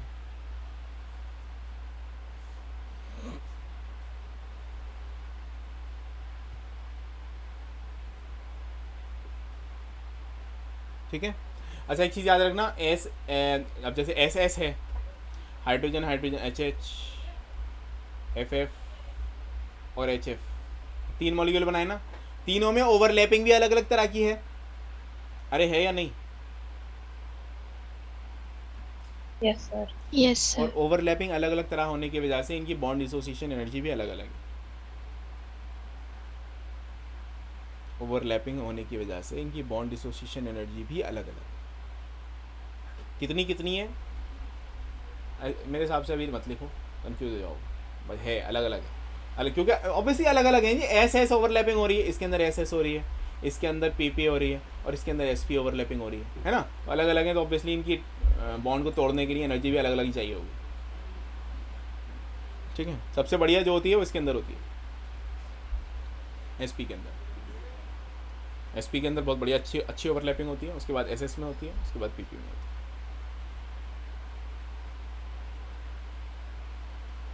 ठीक है, आगे आते हैं, आगे आते हैं। अब आपको मालूम हो गया होगा जी H2 ही क्यों एग्जिस्ट करता है, H3 क्यों एग्जिस्ट नहीं करता। क्योंकि सर जी दो होते हैं, दोनों ने एक दूसरे के साथ शेयर कर लिया, बात खत्म। तीसरा इलेक्ट्रॉन शेयर करेगा तो कहाँ करेगा, that's why only H2 exist, H3 H4 H5 नहीं होते। ठीक है, ओवरलैपिंग जो होती है किसी वजह से ही तो होती है। अब जब S के अंदर दो से ज़्यादा इलेक्ट्रॉन आ ही नहीं रहे तो क्या करे वो। अरे बात समझ में आई। Yes sir. Yes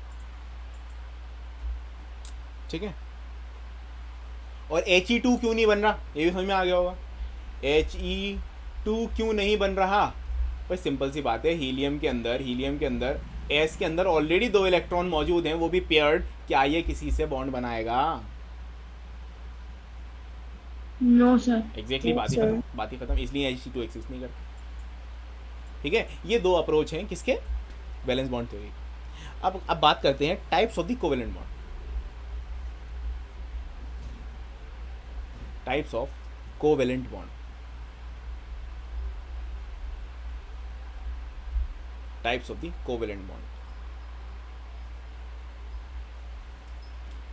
first, sigma bond.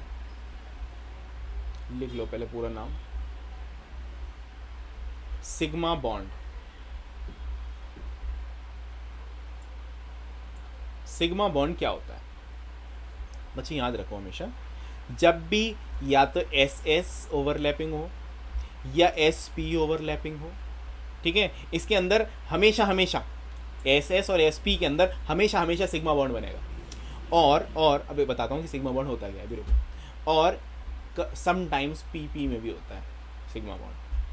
अब मतलब क्या है, मतलब ये है जब भी whenever the overlapping take place it must be head to head overlapping.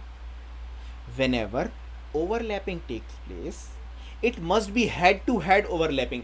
अब देखो जी, अगर मैं S की बात करूं तो S का तो चारों तरफ से उसका हेड ही है।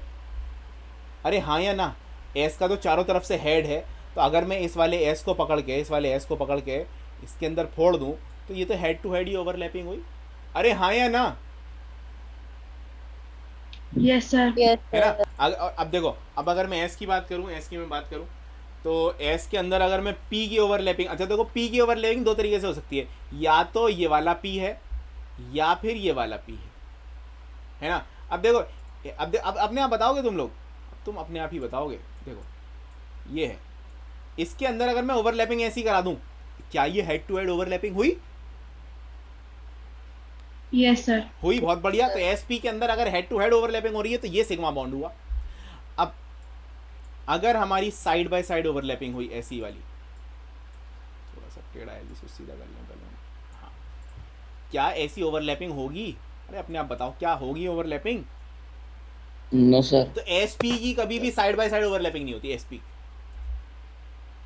ओके, अरे हाँ या ना, अरे यस और नो? यस सर ये हेड और साइड नहीं होता? क्या बेटा, दोबारा बोलिए। हेड और side, head side head overlapping तो कभी join नहीं होती, होता हेड साइड हेड और ओवरलैपिंग कभी नहीं। दोनों का हेड तो ज्वाइन नहीं हो रहा। हाँ, तो नहीं हो रहा तो बॉन्ड ही नहीं बनेगा, बात खत्म। Okay sir. ऐसे ही देखो, P के अंदर एक P ऐसा है, दूसरा P ऐसा है, तो देखो जरा बताओ मुझे, ये P है, एक सेकंड क्या हो गया ये,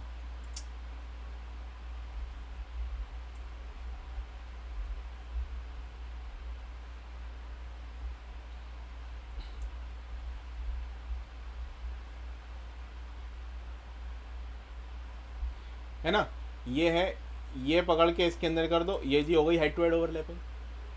तो हमेशा बच्चों याद रखना, हेड टू हेड ओवरलैपिंग जब भी होगी तो सिग्मा बॉन्ड बनेगा। सिग्मा बॉन्ड बहुत ही मजबूत बॉन्ड होता है, बहुत बढ़िया ओवरलैपिंग का बना होता है। तो सिग्मा बॉन्ड कितनी तरह के हो गए जी? 3 तरह के हो गए। एस एस ओवरलैपिंग, जो ऐसा करके दिखाया था मैंने। एस पी ओवरलैपिंग, तो पी के अंदर अगर ऐसी करके ओवरलैपिंग हो रही है तो एस पी ओवरलैपिंग हो गई, और अगर ऐसी वाली हो रही है तो वो पी पी ओवरलैपिंग हो गई। अरे बात समझ में आई या नहीं आई? Yes sir. अभी ये पढ़ोगे, अभी सर ये कहाँ होता है, कैसे होता है, हमें कैसे पता सिग्मा बॉन्ड है, सब बताऊंगा, सब बताऊंगा। अभी पहले सीख लो, सीख लो, अच्छे से सीख लो, तुम्हारे कंसेप्ट बहुत अच्छे से ब्रशअप हो जाएंगे। Don't worry about it. अभी जैसा है सो सीख लो, ठीक है? सिग्मा बॉन्ड हो गया ये। अब बात करते हैं पाई बॉन्ड। अच्छा, सिग्मा कैसा होता है जी? सिग्मा कैसा होता है? अरे सिग्मा होता है जी ये होता है सिग्मा। तो हमेशा तुम यहाँ देखोगे ऐसा बॉन्ड लिखा होगा जी, सिग्मा बॉन्ड। ये होता है जी सिग्मा बॉन्ड। और दूसरा बॉन्ड होता है जी सेकंड है, second type of the covalent bond is the pi bond. Second type of the covalent bond is the pi bond. Pi bond. अरे पाई को कैसे दिखाते हैं तो बताने की जरूरत नहीं है। अरे हाँ या ना? Yes sir. हाँ, अब पाई बॉन्ड जो होता है बच्चों, हमेशा याद रखो, पाई बॉन्ड हमेशा हमेशा सिर्फ और सिर्फ साइड बाय साइड ओवरलैपिंग से बनता है। साइड बाय साइड ओवरलैपिंग से बनता है। तो देखो क्या हुआ, देखो एक पी है मेरे पास ऐसा, है ना?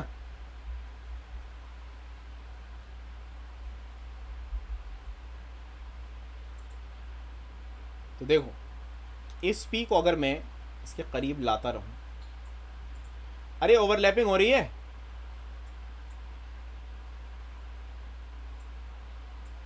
Yes sir.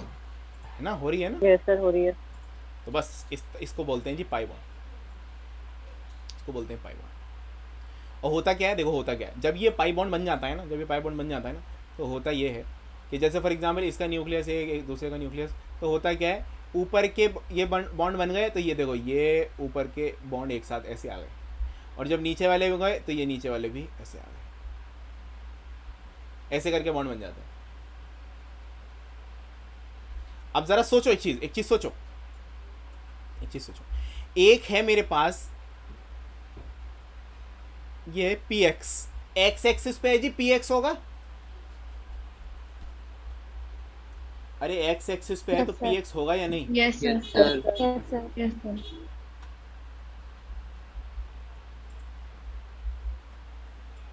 ठीक है।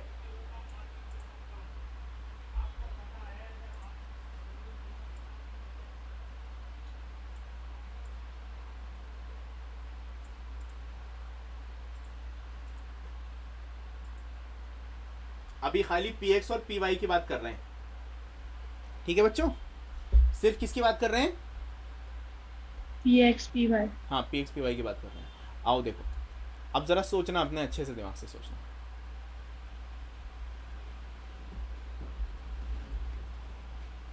देखो जब भी मैं इनकी बॉन्डिंग करवाऊंगा, दोनों पी की, है ना, अच्छे से सोचना बच्चों। देखो इसको और बड़ा कर दे रहा हूं। जब भी मैं इनकी ओवरलैपिंग कराऊंगा तो मुझे अपने आप बता दो सबसे पहले कौन सा बॉन्ड बनेगा? Second bond. है जी? Sigma bond. अरे सिग्मा बॉन्ड बनेगा नहीं बनेगा? Sigma bond. Yes sir. अरे कोई है जो मना कर रहा है कि सर पहला बॉन्ड सिग्मा बॉन्ड नहीं होगा? अरे सही है ना सब? Yes sir. Yes sir. Yes sir. अब मैं इसको थोड़ा और करीब ले आऊं तो और अच्छी ओवरलैपिंग होने के बाद देखो ये जो मैंने ऑर्बिटल बनाए हैं ना, ये थोड़े से मतलब पतले पतले बनाए। वो होते तो असल में इतने चौड़े चौड़े हैं, होते तो वो अच्छे खासे चौड़े चौड़े हैं, वो इतने इतने चौड़े होते हैं, ऐसे करके होते हैं असल में।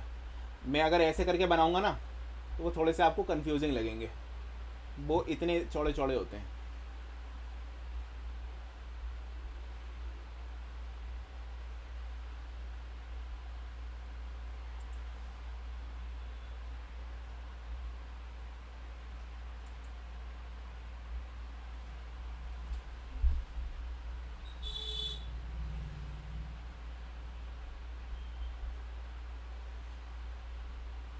इतने चौड़े चौड़े होते हैं वो।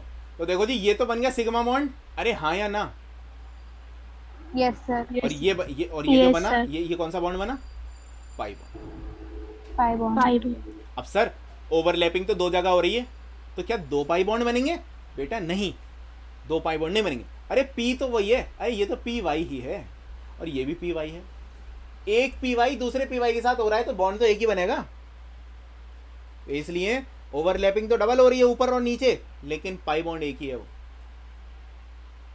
अरे बात समझ में आई? Yes sir. Sir pi bond एक ही है मतलब? ये एक ही पाई बॉन्ड है जो अरे ओवरलैपिंग तो डबल है, ओवरलैपिंग डबल है, लेकिन पाई बॉन्ड जो दिखाएंगे एक ही बॉन्ड दिखाएंगे वो, क्योंकि ओवरलैप जो कर रहा है वो तो एक ही ऑर्बिटल, एक उसका और एक उसका, वही तो ओवरलैप कर रहा है।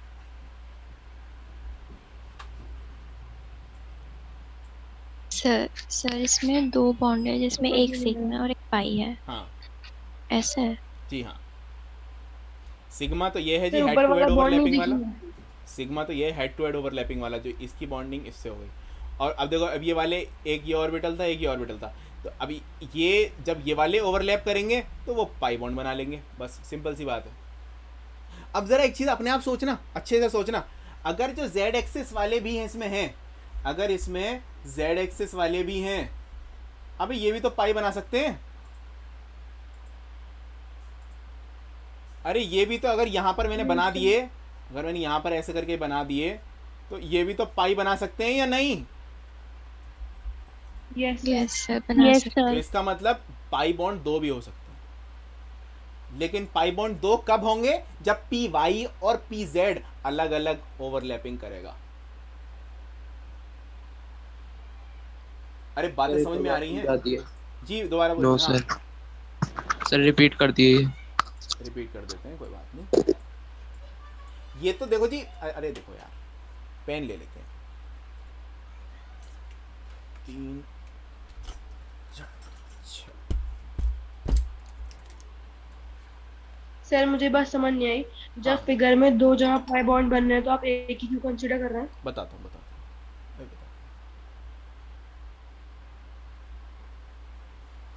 सर जी एक ही टाइप की एक्सिस की वजह से क्या?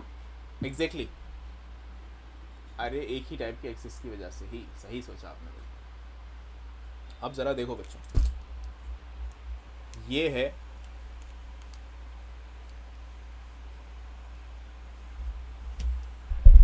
सर छुट्टी कर दीजिए क्यों, कहाँ जाना है? सर, हमने आज बहुत सारा पढ़ लिया है, नहीं नमाज भी आज तो पढ़नी कुछ है। भी नहीं पढ़ा, आज तो कुछ भी नहीं पढ़ा, अभी तो पढ़ाई शुरू हुई है देखा जाए तो। देखो जी, सर तो मैं स्टार्ट कर। अरे अभी ये देख लो, बातें कर लेना आराम से। ये है तुम्हारा पी ऑर्बिटल, ये पेन जो है पी ऑर्बिटल, देखो जी पी एक्स, ये पी वाई और ये पी जेड। अरे दिख रहा है, समझ में आया? Yes sir. है ना? Yes sir. हाँ, ऐसे ही देखो जी ये है, ये ब्लू वाला पेन जो है पी एक्स, ये ब्लैक वाला जो है ये पी वाई, और ये वाला पेन जो है ये पी जेड। अरे बात समझ में आई? अब देखो, यस ये हेड टू हेड ओवरलैपिंग, कौन सा बॉन्ड? Sigma sigma bond. बात खत्म, हटा दो इनको। लो जी हटा दिया, सिग्मा बॉन्ड है जी, हमने अज्यूम कर लिया। अब बचे हमारे पास P। अब देखो पी एक्स और पी एक्स एक दूसरे के अंदर घुस गया, पी एक्स खत्म हो गया, सिग्मा बॉन्ड बन गया, बात खत्म।